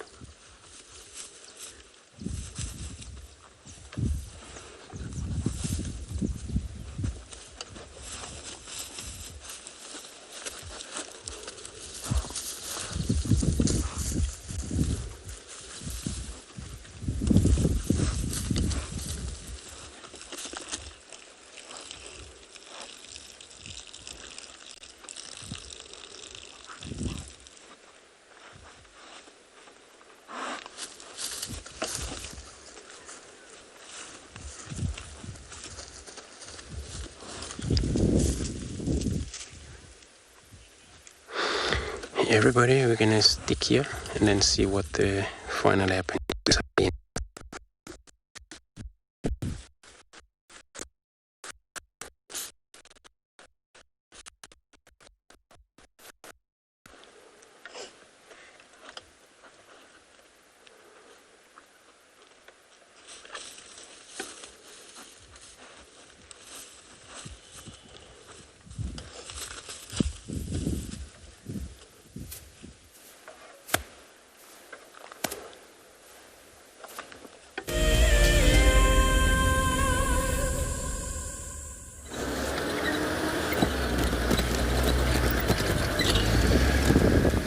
We have been tracking leopard for the entire morning so far, no success. It's quite challenging, and now we are literally just enjoying the bush, just driving around and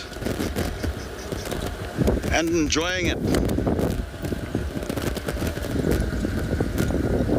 We've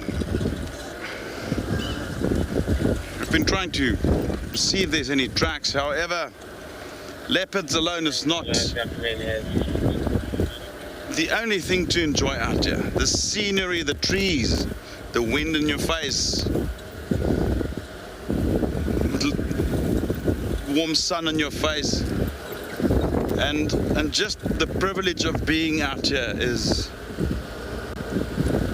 in its own great enjoyment. And we always continue to look for this elusive leopard, but there's a reason why they're so popular, and it's just because they are hard to find when they don't want to be seen.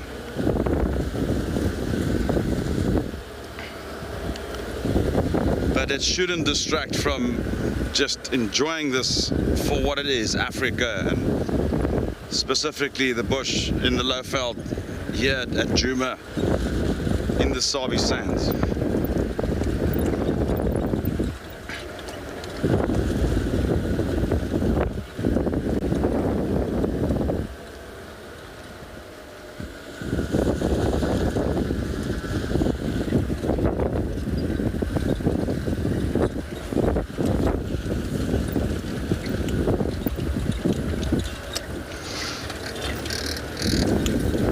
So stay with me and just soak up and enjoy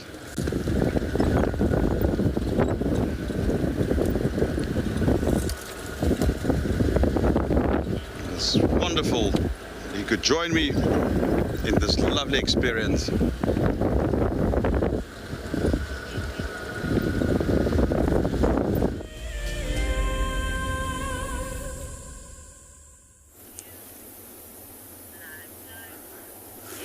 Welcome back on Bushwalk. We've been following a little game trail that's following a drainage line.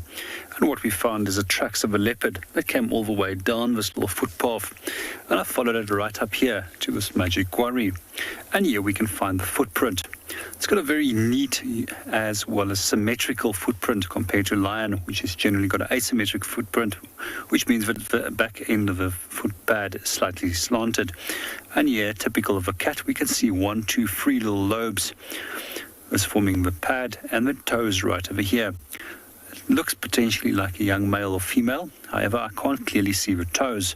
Generally, males have got larger and rounder toes compared to females that has got more slender toes. What she's most likely done, come up to this branch, rubbed her face against the branch, where the cheek glands will then be used for chemically marking and leaving a little story, as well as some information for other leopards to pick up. Most likely what happened after that is that he or she turned their backs towards this branch and sprayed urine on it. Some people say they can smell a popcorn-like odor. However, I've battled to actually detect that smell. And then from there, we also find that between the feet, there's interdigital scent glands, which also disperses a scent as the leopard is moving off. Some of the other methods that they use to demarcating territories and leaving information about themselves is by means of feces, as well as vocalizations, and we often hear them contact calling. So in an area like this, a territory is generally quite small and ranges between some 8 and 16 square kilometers for a male, with 2 or 3 females that overlap within that territory. Well, we're going to move off and go and see what we can go and find. Let's go and see what the rest of the teams are up to.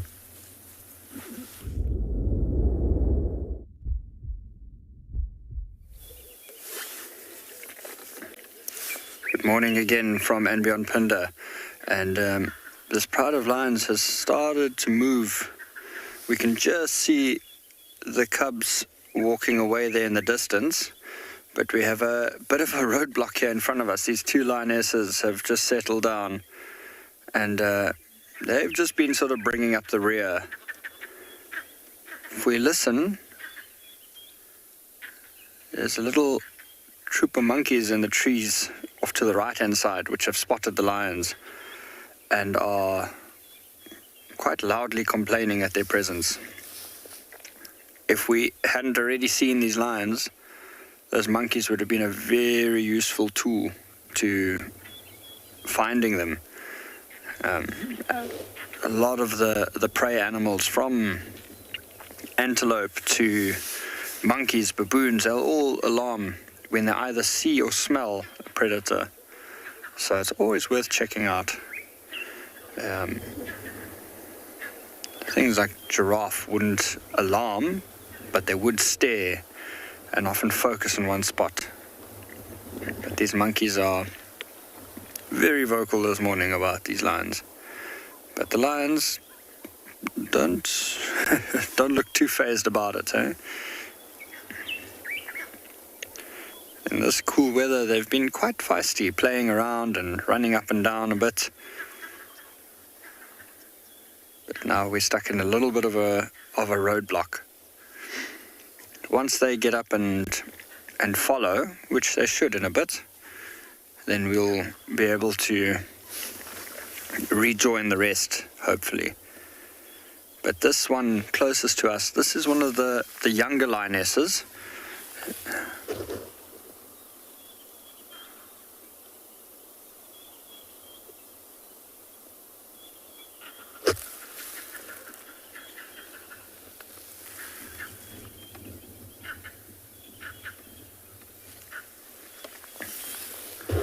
There's the one up. If this one realizes that her companion has moved, we'll probably see her get up and follow.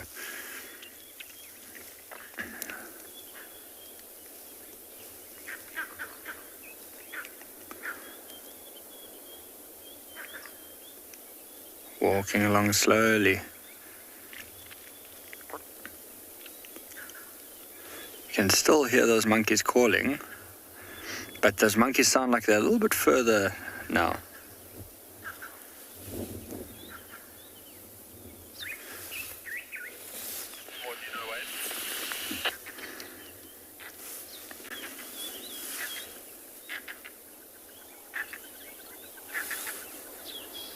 she's noticed. Nobody's here.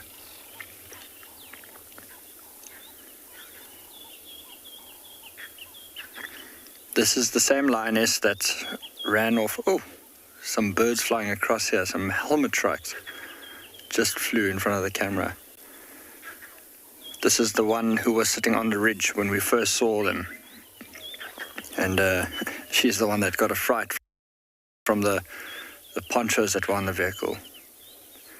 Bit of a yawn.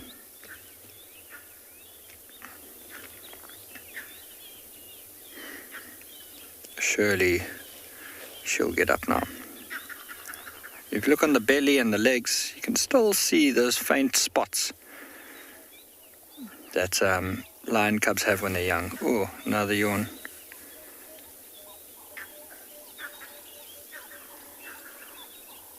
Nobody's there. And there she goes. There's a little bit of a dense thicket up ahead, as you can see, but as soon as we get through it, there's another clearing on the other side. I'm sure they are heading towards that spot.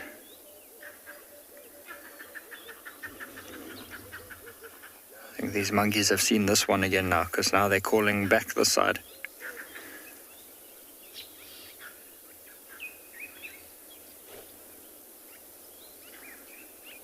Alright, I think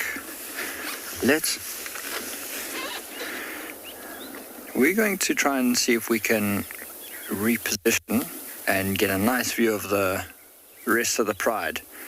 I'm sure we'll see you guys again shortly.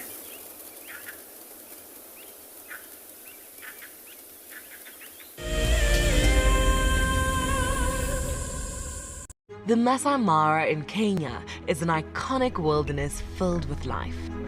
Its inspirational beauty has captivated our hearts on WildEarth for many years. While this season of the world's greatest migration has been missed, WildEarth is preparing a spectacular comeback in 2022. For the first time ever, WildEarth will be running expeditions to Kenya's Masai Mara throughout the 2022 migration season. Hosted by David Githu and Isaac Rotich, you could be a part of the team that shares the wildebeest migration with the world, live on WildEarth's daily safaris.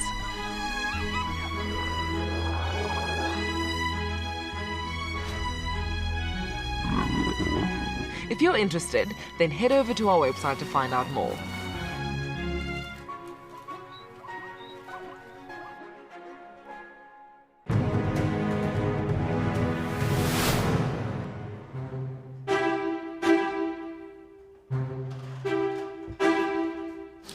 Competitors are in the room behind me right now for the birding challenge, where they have to look at pictures and identify the birds and then separately listen to bird calls and identify them. But it's not easy. This is going to be the toughest one.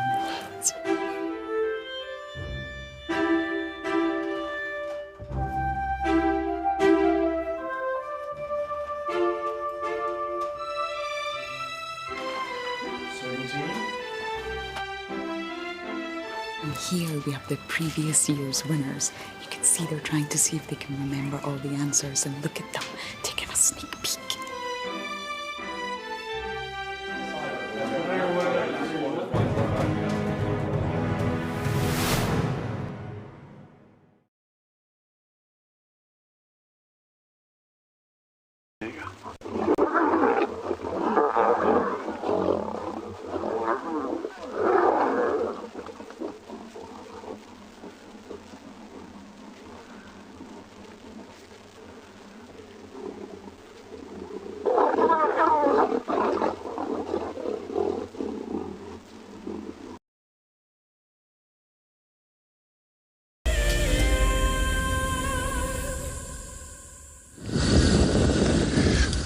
So everybody, the duckmen have actually moved permanently out of that area. Also, the hyena, as we saw how they're getting into that area, so it's definitely finished. Just gonna listen.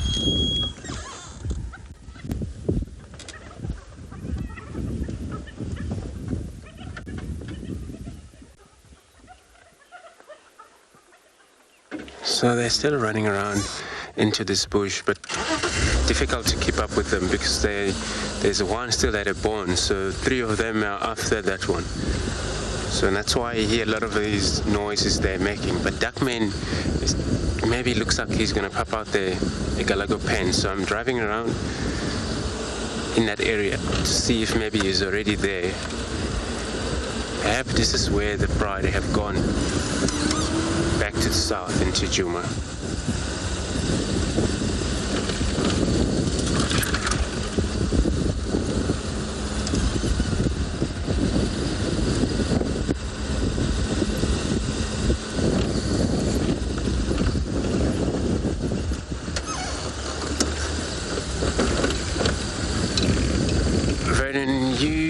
Asking, do difference call of hyena means anything or different? So yeah, it's very in calls. The call is very different to depend on what it means. So there is a call when they're excited, needed help. Sometimes you find one during a hunt come across anything that she or he need help from the other partners. There will be a call for that. And then if in an area you may experience those around how they're going to be speeding in that direction to respond to that call. And there is a call, just a greeting, letting each other know they're still around and this is the time they're going to operate. So there is all of various different calls that they make for some different reasons. But it's all the communications, calling one another for the help. But where we saw them, over 10 number of hyena in there, found out only the 2 of them have spotted the scene in that area. And eventually they realized where there's a male lions and the 2 of them won't win a situation. So, and they called each other. So there is a different calls they can make.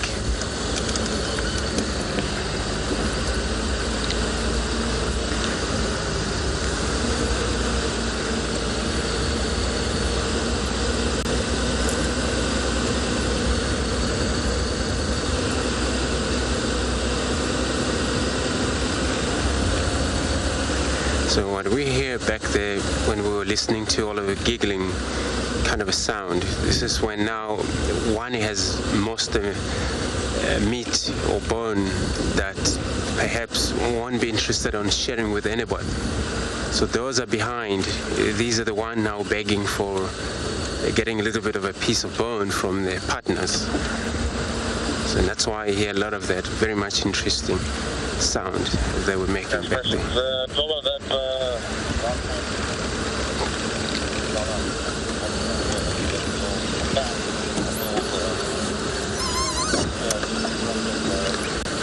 So everybody, very interesting. So Chris has got a lines that I think we're looking for. So let's go across to him.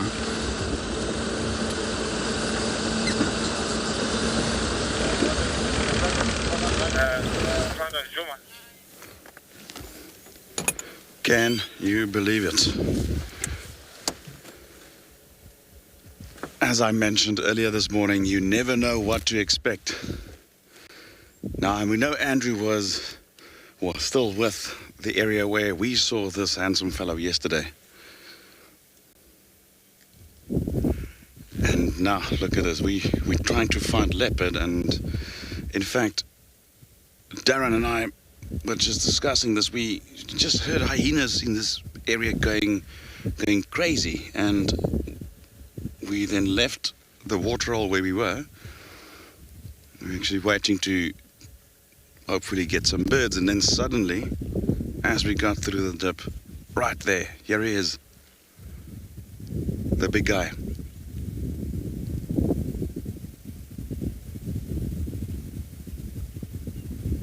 Yesterday he was just not interested in being an actor.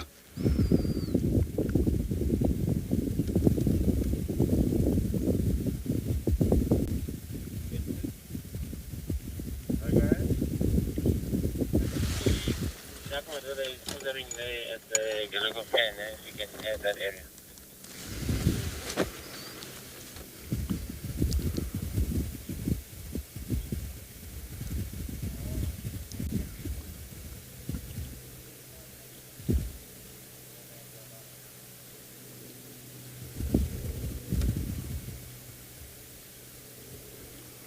I must say, if I was sleeping the entire day at a carcass, stuff myself with about 50 kilograms of meat, I'm going to be as thirsty as well.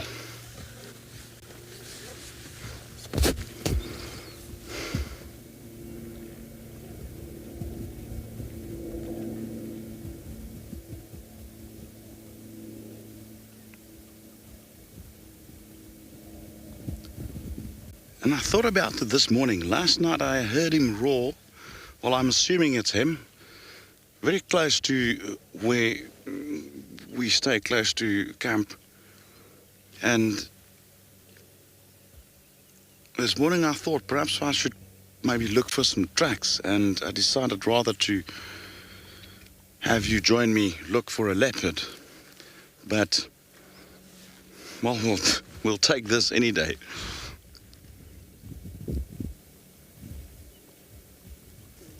Well, talking about stuffing your stomach with 50 kilograms of meat, I think he's probably drink 50 liters of water there.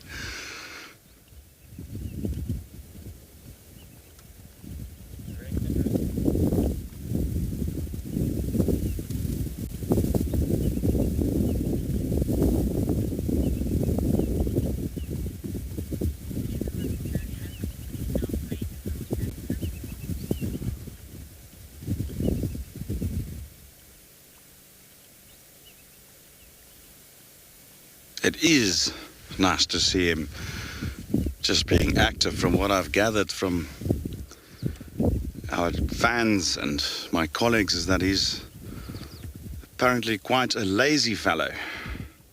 Well, lions are, generally speaking, animals that do sleep a lot, and therefore often we, out on safari, you would find them sleeping and lying down and not doing much.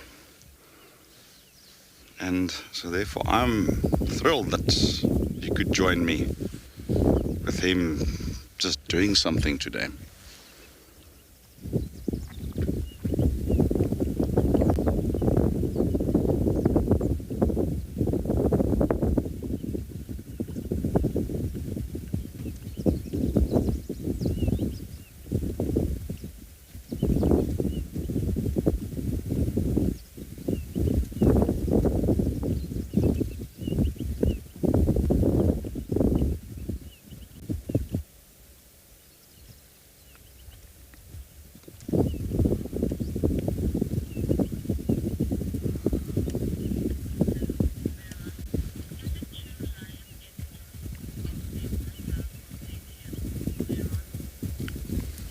Good morning, Maron. Yes, it is partially true that they get a substantial amount of moisture from the body fluids of the prey that they consume. And however, if surface water is available, as we see here, they will readily drink surface water if available. If we go to the drier regions further west in southern Africa, the Kalahari, even areas further west towards the Namib Desert, where you also have populations of lions, there we'll see them utilizing other sources, and yes, quite often the body fluids of their prey. I won't go as far as to say all or most of their liquids from that. Again, it varies from area to area, and yes, they can get enough from their prey, but if it's available and surface water is available, they would utilize it. But they do get quite a substantial amount of water from the prey in the form of blood and so forth.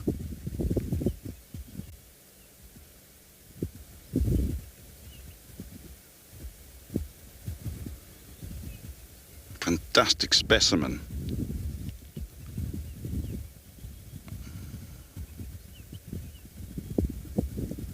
now just weighing up, all right, should I just go back to what I do best and lie down? Or do I need to move?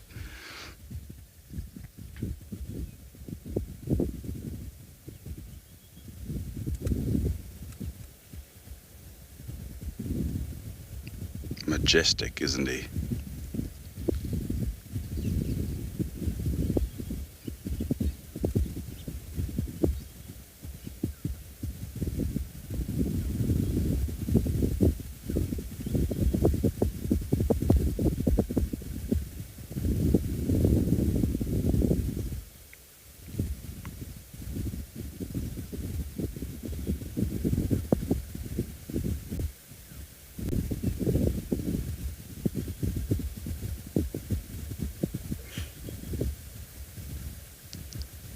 Definitely got a little bit of a limp there.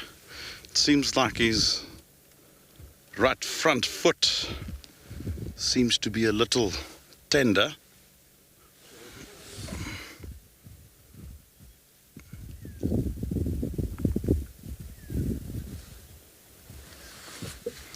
And that could be,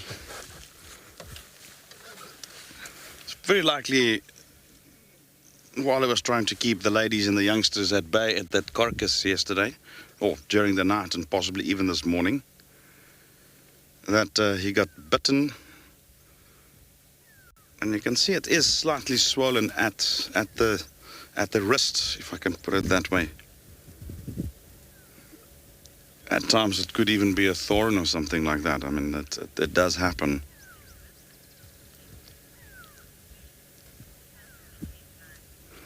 Well, while the big fellow is doing what he does best and lying down, we're going to go over to Wade and see if his lions are also lying down.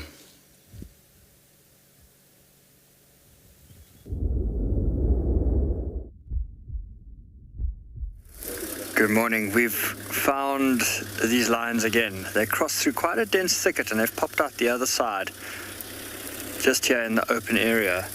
Look at those little cubs there on the left-hand side of the road.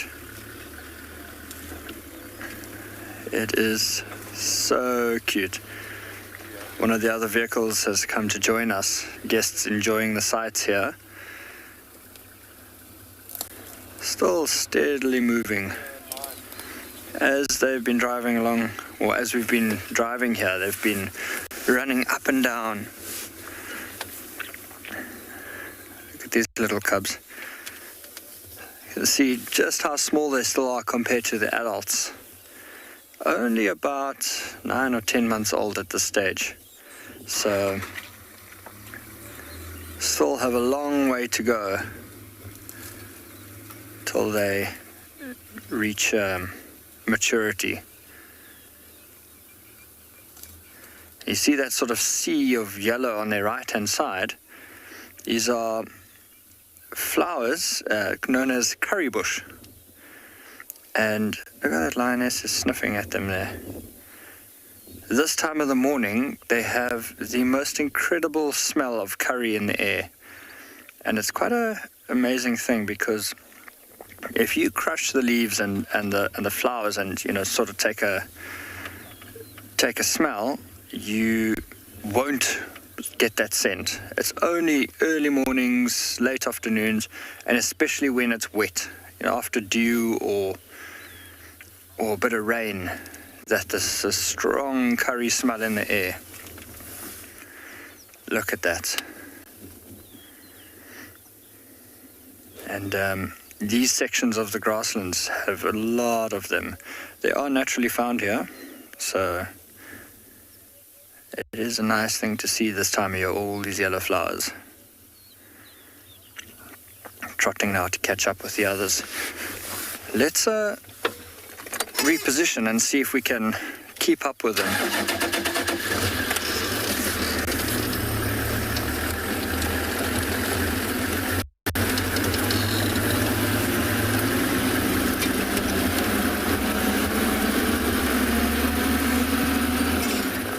These lions are on quite the mission at the moment, so we're gonna loop around and try and get a view from the front.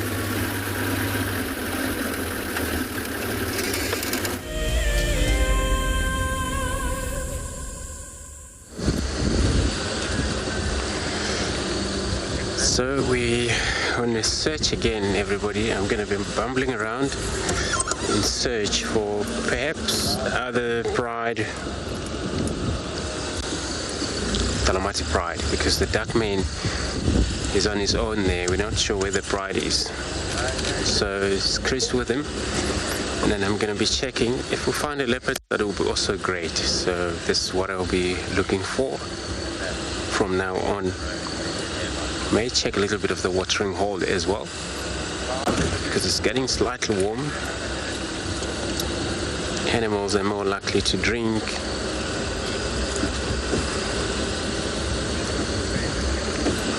If the Talamati pride is still in Djuma, which it was no reports of further tracks of them, but it may happen that they're still around.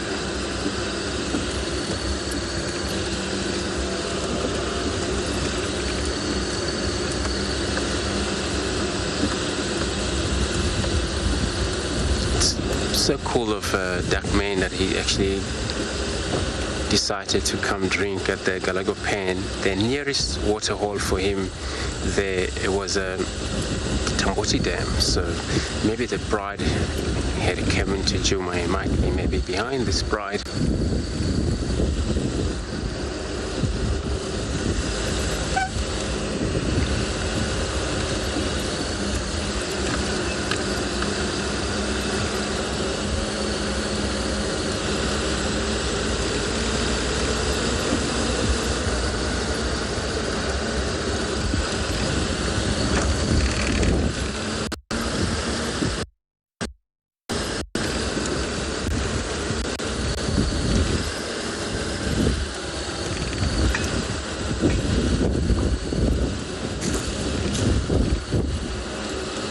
So we've got the other guys which they're also searching on the other side and then hoping to find the leopards. Everybody looking for leopards this morning for sure.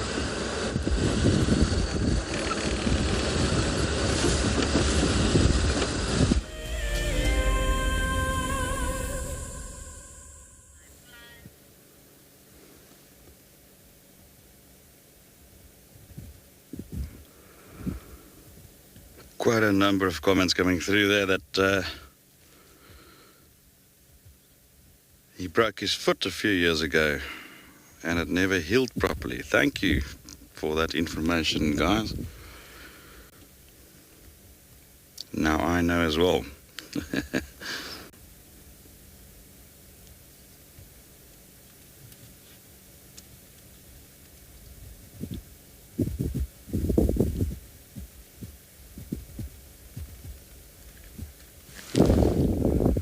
And I think I know now what has happened, or explains why the hyenas were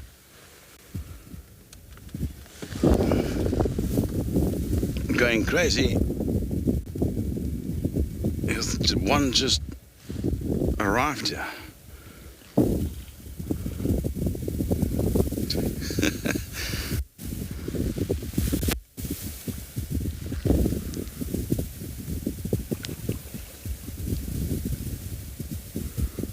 Very cautious, keeping a close eye on dogman. And we can clearly see the respect they have for an adult male lion.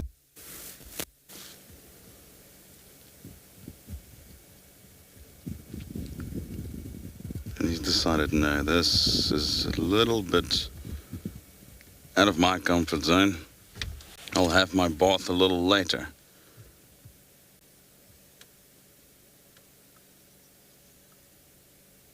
Not only does hyenas like to bath on hot days, to cool themselves down, but they will also take old pieces of skin and bone and leave it in shallow water bodies like that in order to soften it eventually, which makes it a lot easier to chew. Well, that was a little brief surprise.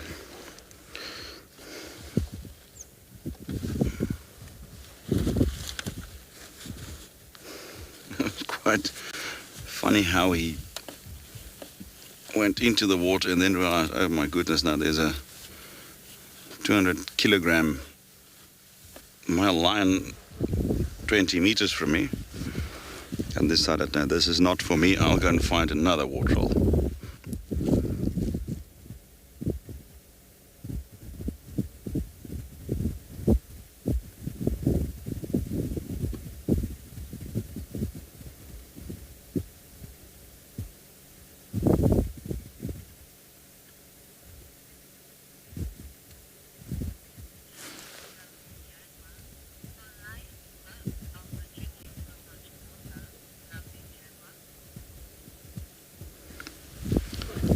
Hi, lovely jaguar.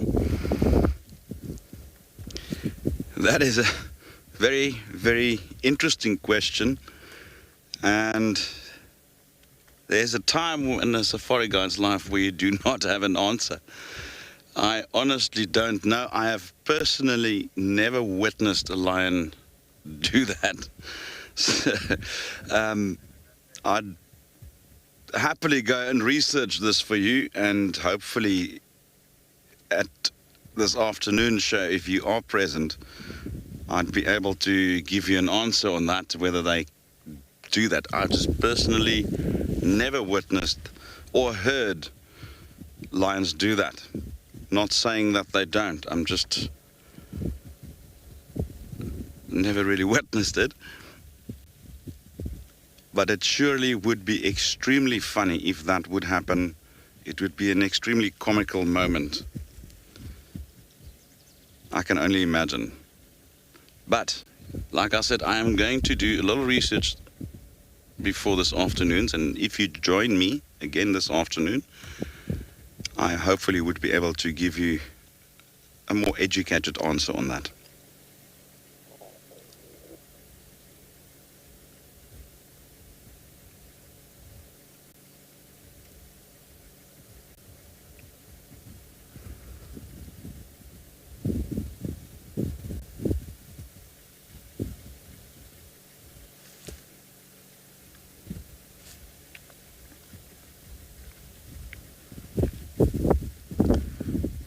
You know, after being a safari guide for just over 20 years, it still amazes and fascinates me how this truly wild lion, born here, raised out here in the wild, in the bush, has become so comfortable with the presence of a vehicle. And I know the reasons behind it, and I know almost the science behind it, that animals imprint certain things that they do is learned behavior. Certain things would fall back to instinct. Now, a lion cub, when it first sees a vehicle, it's not something that its instincts will recognize, and therefore it's going to sort of revert to its learned behavior. And obviously at the time it hasn't learned something, so it's going to either then look at its adult members in the pride, how they react, and they'll see that if it's a pride that's habituated to vehicles, and it will then learn that, all right, it's obviously not a threat, the others are not reacting, so therefore I'll memorize this. This is not a deliberate thing, but it's just in a way to explain. And then every time he sees a vehicle after that, it's that sort of learned behavior, memory that comes back. It's that funny, massive green thing with the very round feet that keeps on rolling, and they just make a bit of noise, come in, take a few photos, and they move out. And they just eventually start to ignore it. Now, remember that they do not see us as humans in the car. We are part of the same structure. If they would see a human walking on foot, instinct would then kick in, and they'll instantly recognize us as a threat, and they will in most cases run away.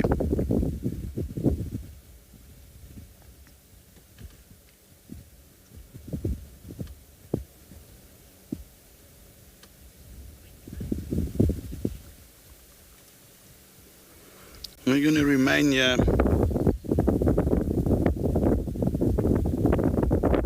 for some time, so we're just going to enjoy it, and hopefully that hyena will return. The Masai Mara in Kenya is an iconic wilderness filled with life. Its inspirational beauty has captivated our hearts on WildEarth for many years. While this season of the world's greatest migration has been missed, WildEarth is preparing a spectacular comeback in 2022. For the first time ever, WildEarth will be running expeditions to Kenya's Masai Mara throughout the 2022 migration season. Hosted by David Githu and Isaac Rotich, you could be a part of the team that shares the wildebeest migration with the world, live on WildEarth's daily safaris.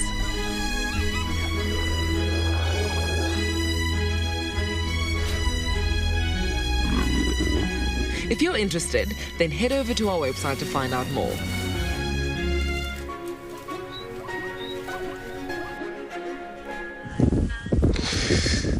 Sorry everybody, now we got a lilac breasted roller, but also once, since we know Chris was talking about habituated animals get used to the vehicles, and then you might actually witness that or experience that in Mara 2022, that expedition there.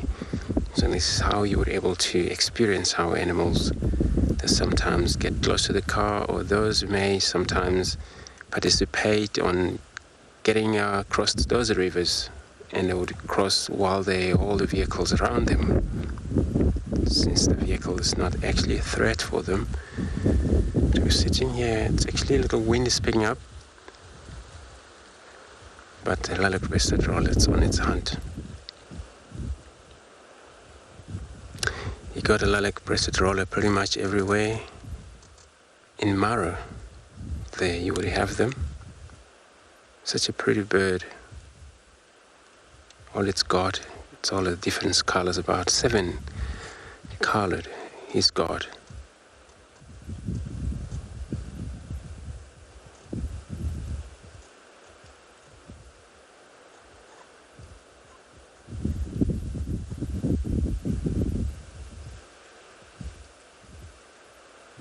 But whether it's beautiful or whether it's got a plenty of color, maybe he doesn't know that.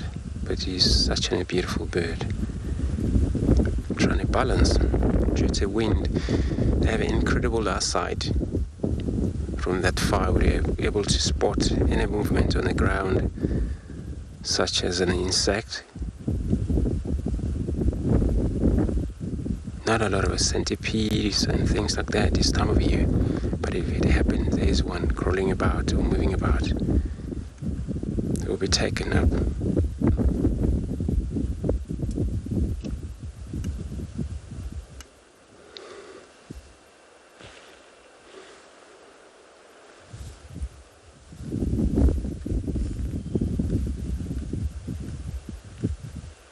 It will be actually very hard for a bird when they're trying to balance. Meanwhile, there's a wind. At the same time, they're going to have to fix their feather that is not a fluffy.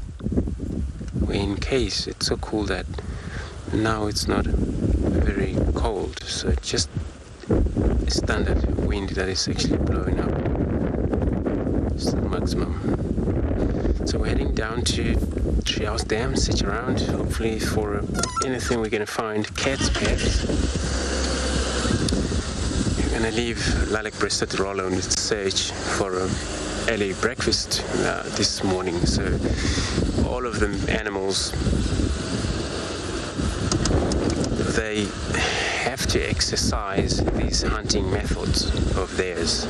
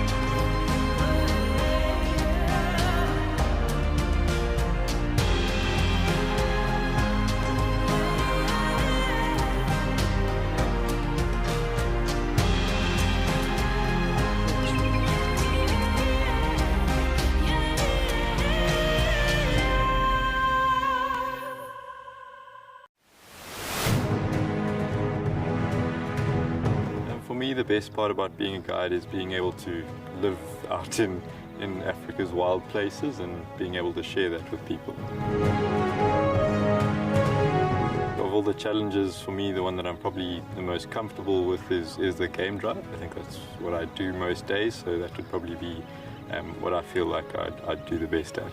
Almost like someone's put little Lego blocks up there and made this perfect little sort of statue, and there's another one further along as we drive. One of the challenges I'm the most nervous about would probably be shooting. I think on the day there's always quite a bit of pressure and intimidation, always associated with it, but I guess we'll see how it goes. I hope I'll win this competition, but if I don't, it's still been an experience of a lifetime, and I've learned a lot and met a lot of really, really cool people. I've seen something I've never seen here before. Look at these cubs. One is crossing the river. It's being washed away, unfortunately, but I'm sure the mother is going to save her. Look at that. How beautiful. Look at that. One crossing, two to go.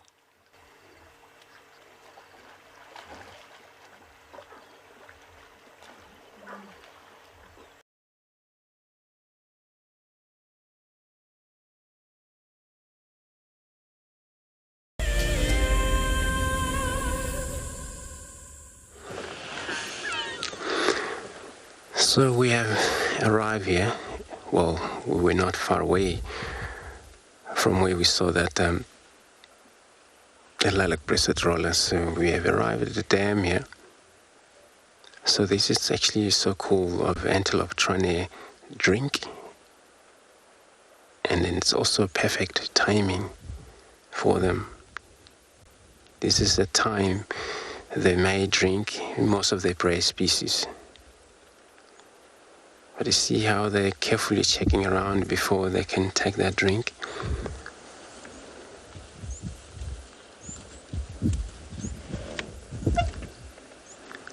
They're probably scared of it's wind actually. It's already wind, but they will try a drink because they're here.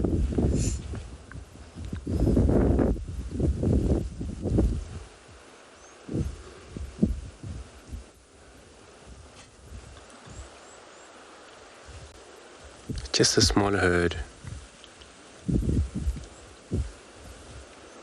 And then all the mixed of the male that are here. Looks all of them are fully growing.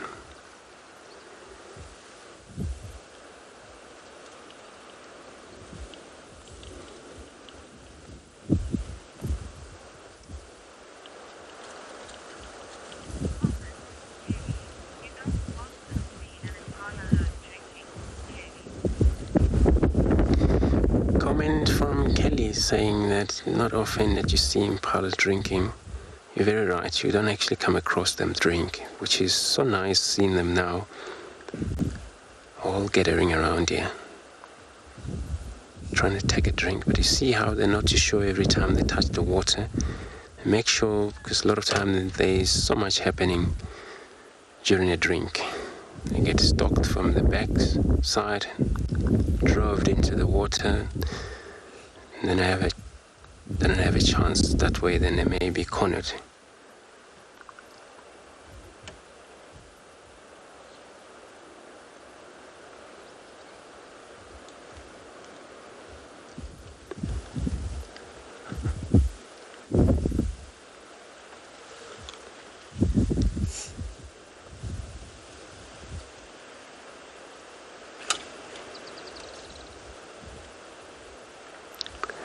And they would love such a weather because then they can able to do anything they want in a weather like this. Not cold, it's a sun a little bit, but the wind.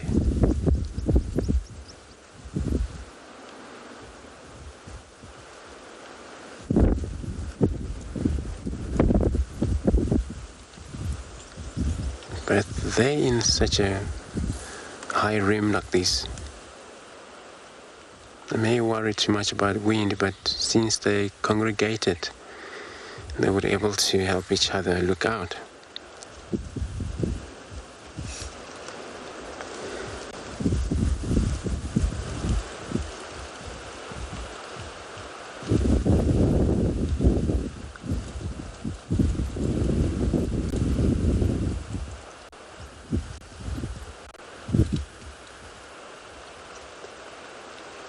There's still quite a few of them that are still thirsty, even though some have taken a drink, but every time they take a sip, and I always think of something may went wrong, and then just give up drinking and look around and again. And they will be continuously drinking until they have enough in the end.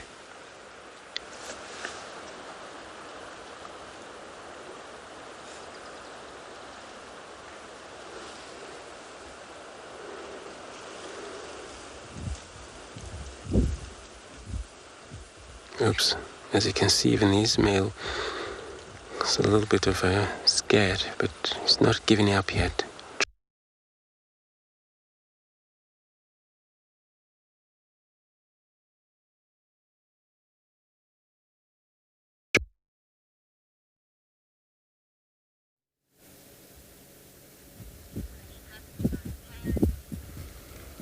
Apologies. We are, after all, out here in one of the wildest parts of Africa, so communications often do not follow the way we want them to. However, we are back with the big man.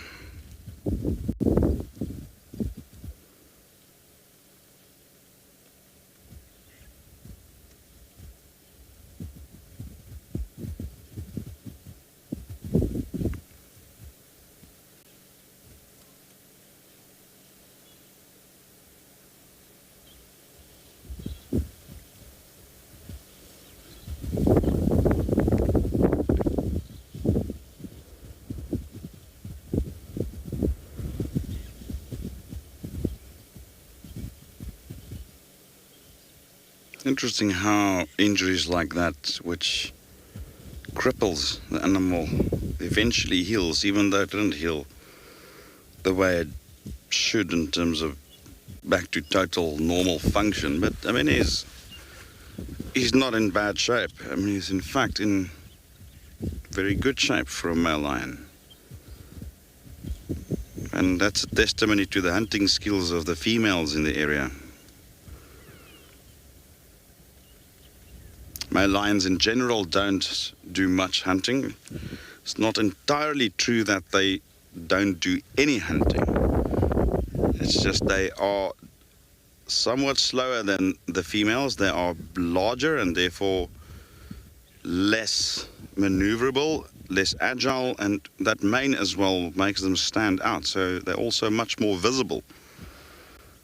And therefore, the lionesses do most of the hunting, and they often, like we saw yesterday, will just claim the carcass for themselves and leave sometimes very little for the females. Although at times when the carcass is large, in the case of a buffalo or a giraffe, there's enough food for everybody. But if you look at it, male lions are actually built for combat, to fight off other lion males, as well as hyenas, both of which could be threats to any cubs that they have fathered within the pride that they associate with.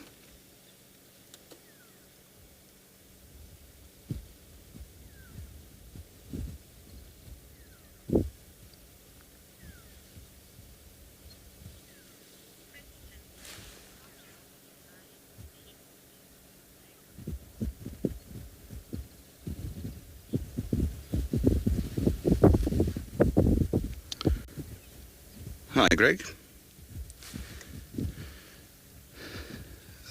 What you see there is about an average size of or length of canine teeth.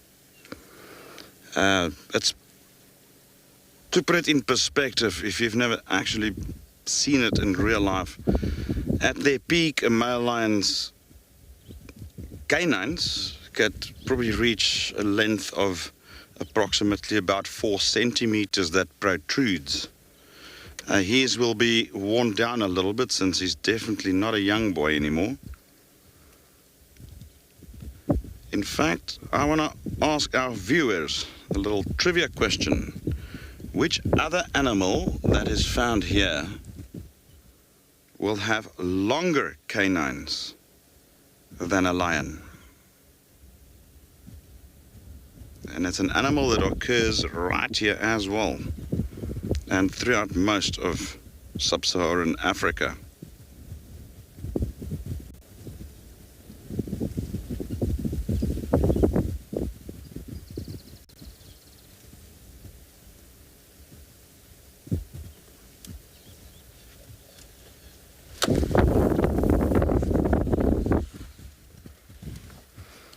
Remember to send your answers to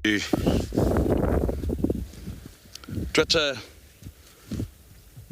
#WildEarth, or at FC on YouTube,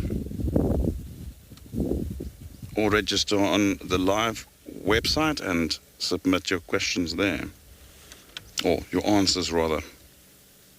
The question is, which other mammal found here will have longer canine teeth than a lion?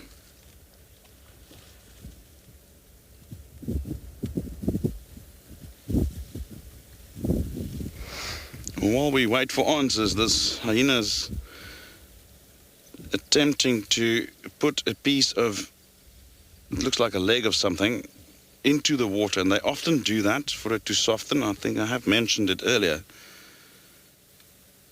And they come and retrieve it usually after a day or two, sometimes even longer.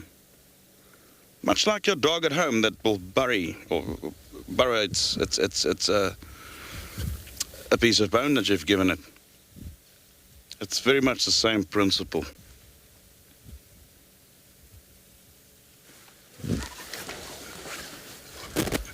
Lovely. Such an awesome start to the morning with that badger that we had, and now suddenly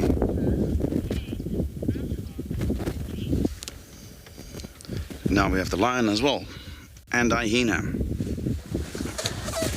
Hi Kate, I like that answer. I do like it. It was not what I was looking for, but it is in fact, if you analyze it correct, warthogs do have longer canines than lion, but however, I'm looking more specifically for something that is not protruding the likes of the warthog. Very good answer yet again. Jerome, elephant, yes, that is in actual fact an incisor teeth, the elephant's tusk. It's not, however, the same case with the warthog referred to as a canine teeth.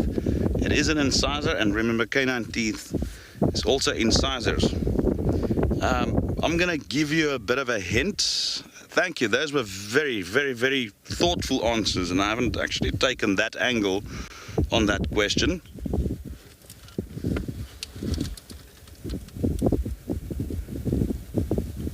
Indigo Girl, I think you might just have hit the jackpot there. Baboons. A male baboon will have longer canines than that of a lion. Probably about 2 to 3 centimeters longer, and they're a lot thinner. Have you ever seen a baboon yawn, especially the large males? You could see those impressive canine teeth. But I love the other answers. It is, like I mentioned, another angle that I've never really considered and thought about. So I think all those answers are actually correct. If you really go technical, they are all correct. Brilliant. Love that response.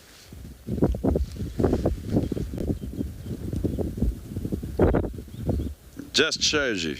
You can spend 2 decades doing this safari thing in the bush and still come up with new ways to see things and new approaches to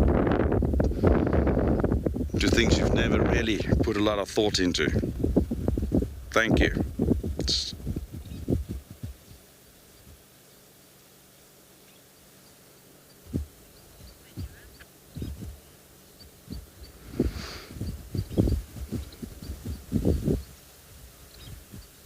Well, we're going to enjoy this lovely little breeze that came up alongside the big man here, and just enjoy.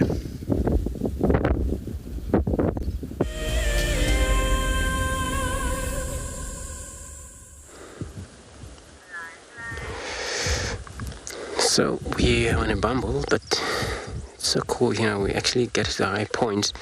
Such a beautiful landscape, what you see on the far distances with the two individual trees, which is even built such a beautiful landscape. Tree.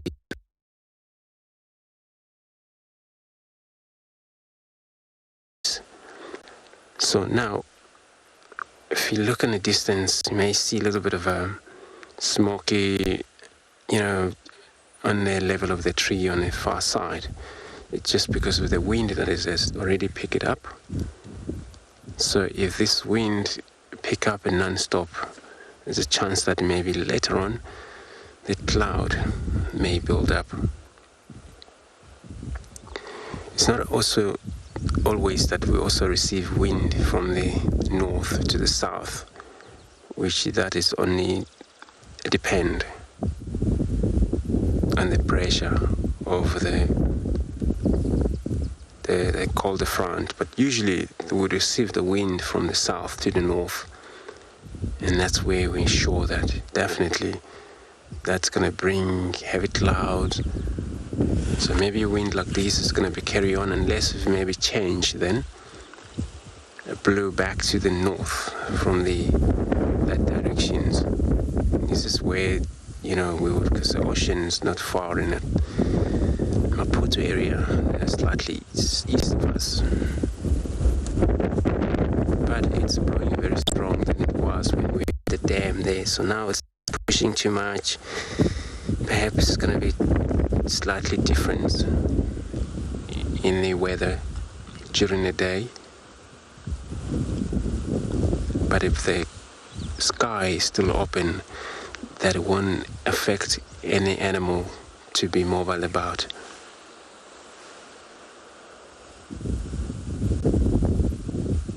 So we're going to be continually checking here. Hopefully we bump on a cat.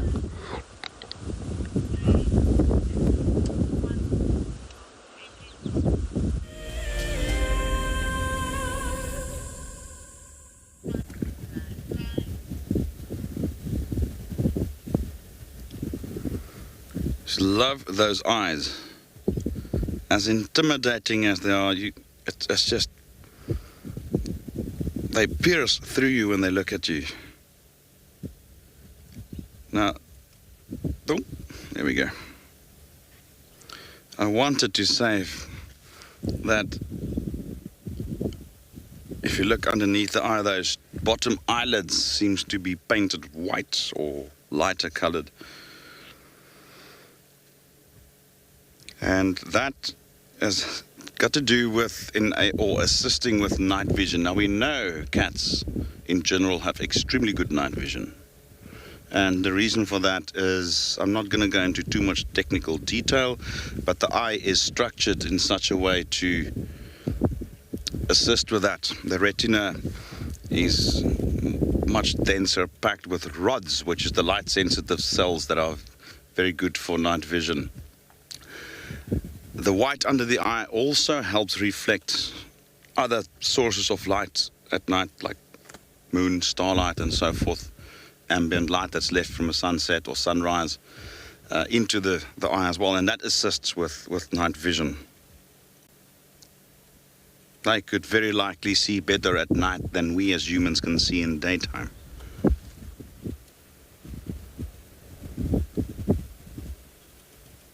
If one look at the eyes of a cheetah, for instance, got this little black line, almost like black tear lines down the face, and not the white under the eye like lion and leopard, and that's a clear suggestion that it's designed to hunt during daytime, as that black will break down the glare of the sun, especially at lower angles. Very much like football teams with, the sort of black paint they put on their cheeks, and that's for the same reason, and that's to deal with the glare of the spotlights.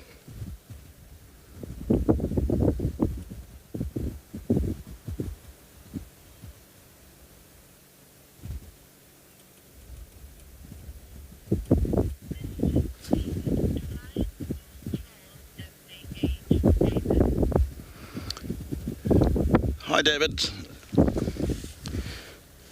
Very, very interesting question. The claw of lions are very much a fixed structure, much like our fingernails, and that's exactly what they are. They are just modified fingernails.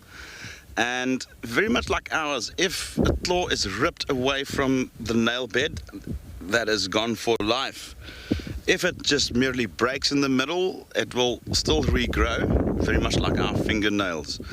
As they get older, they are more prone to lose these claws, either during fighting or hunting and so forth. So, yes, it's very similar, and you can compare it exactly with human fingernails, because it's a similar thing, it just looks a lot different and they act a lot different.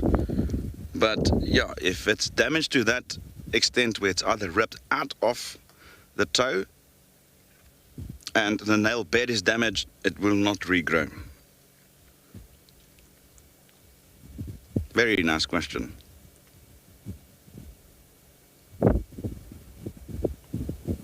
And that's also, just to elaborate slightly, it's also further complicated by the fact that there's tendons attached to the nail or onto the toes, sort of terminal bone, and in order to be able to pro and retract the claws. So, sort of terminal bone, and in order to be able to pro and retract the claws. So that also gets damaged, that could also further complicate it.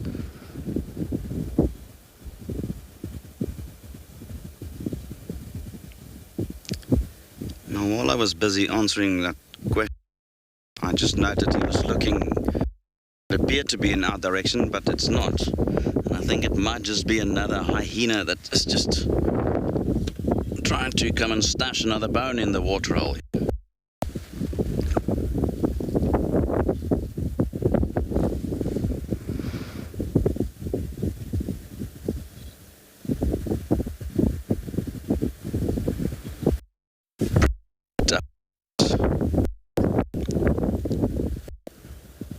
So we're looking for, and hopefully a very mild midday,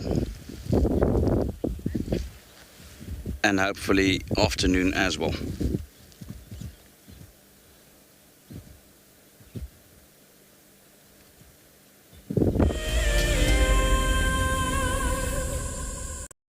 Every year in August, South Africa marks Women's Month.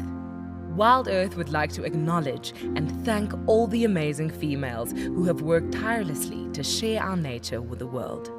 We're gonna have to just wait, okay? She's gonna come out there just on my right-hand side, and she can see these impala. Now you've got to inhale it. It burns. I don't know if it's supposed to work instantly. Go, girl, go! Get her! Get her, girl! Get her! I'm so looking forward to following her story in the future. I'm really hoping there's two. I'm really hoping there's two. But you know, even if there's one, oh my goodness, everyone! And I get to share it with you. Isn't that extra special? I get to experience it and show it to everyone.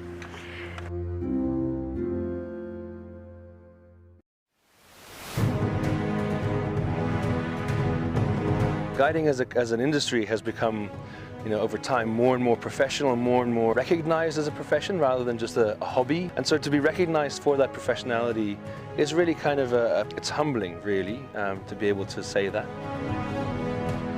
It's definitely birding is the thing that I feel most comfortable with in terms of categories that we have here. At least comfortable. I mean, you never know how you're going to shoot on a particular day. You can have a good day where you blast everything as you need to, in terms of the targets, and then you can have a shocker where you just, miss a single shot here or there, and that's basically the end of your day. To be considered for such an experience is really a powerful thing, and so I'm here just to have a lot of fun and experience what the competition's all about.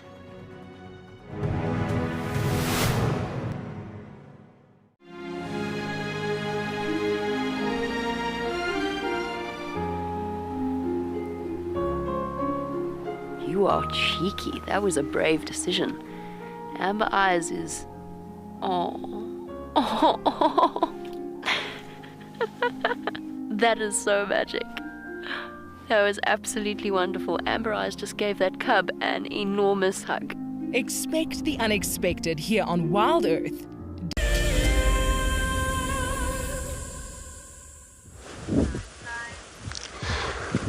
So we found ourselves a beautiful male waterbuck sitting right there. It's actually beautiful open. We were on just close to Gary Dam here. We've actually been seeing these male quite often. Seems to be dominant around here. This is how they dominate always about. Sometimes they stay away from the females. The females, wherever they are, they only free and perhaps somewhere else where they're dominated by the male, other male.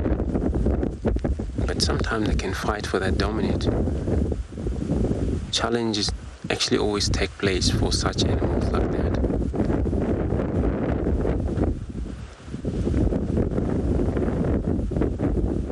He's got a beautiful pair of horns.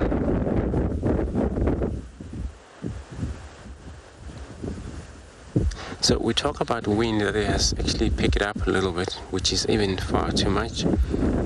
He's a little concerned, as you can see how he look around trying to concentrate, even though he's in the open.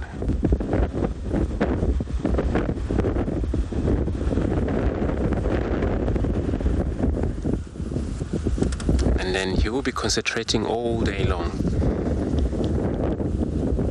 Unless if maybe he get joined by impalas. For that, then he would trust so much that Impala perhaps they would give him a hand of lookout.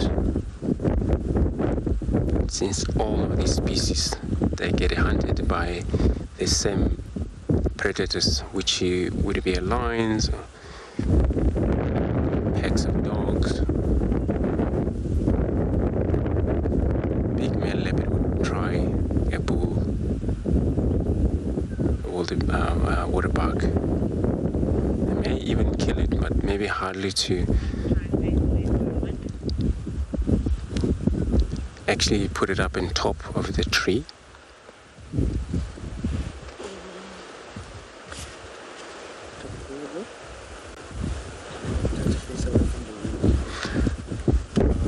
So yeah, that's what it is. But since the wind is picking up so much,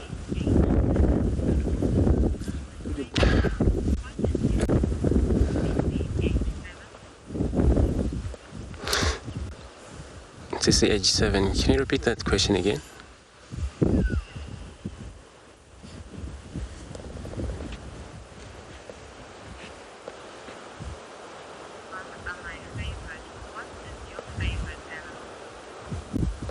So, oh yeah, waterbuck is your favorite there, and then what is my favorite? So impalas, they tend to be actually one of my favorite, also one of the antelope. Congregated animals and actually move in group, which they are. But I'm so glad that you get to actually pick one such as a waterbuck as your favorite. You didn't actually go wrong. They have a way of survive. What happened, they also have a tick or secretion, which is an oil prevention against the ticks, which my favorite don't have all of this. So your one has the best. That don't actually get followed by the oxpecker, because oxpecker won't actually benefit anything from that animal.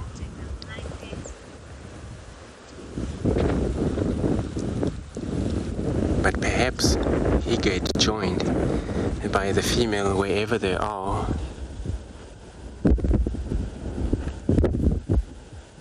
They may sometimes very much interested to come and drink at the Ngala Dam during the day or so.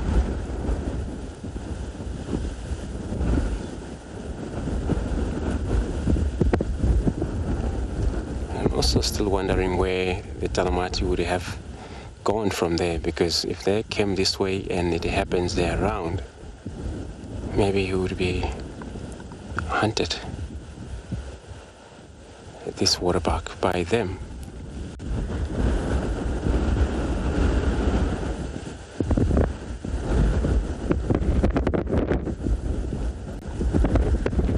So everybody, we're almost coming at the end of the morning show, and we would love to thank you so much.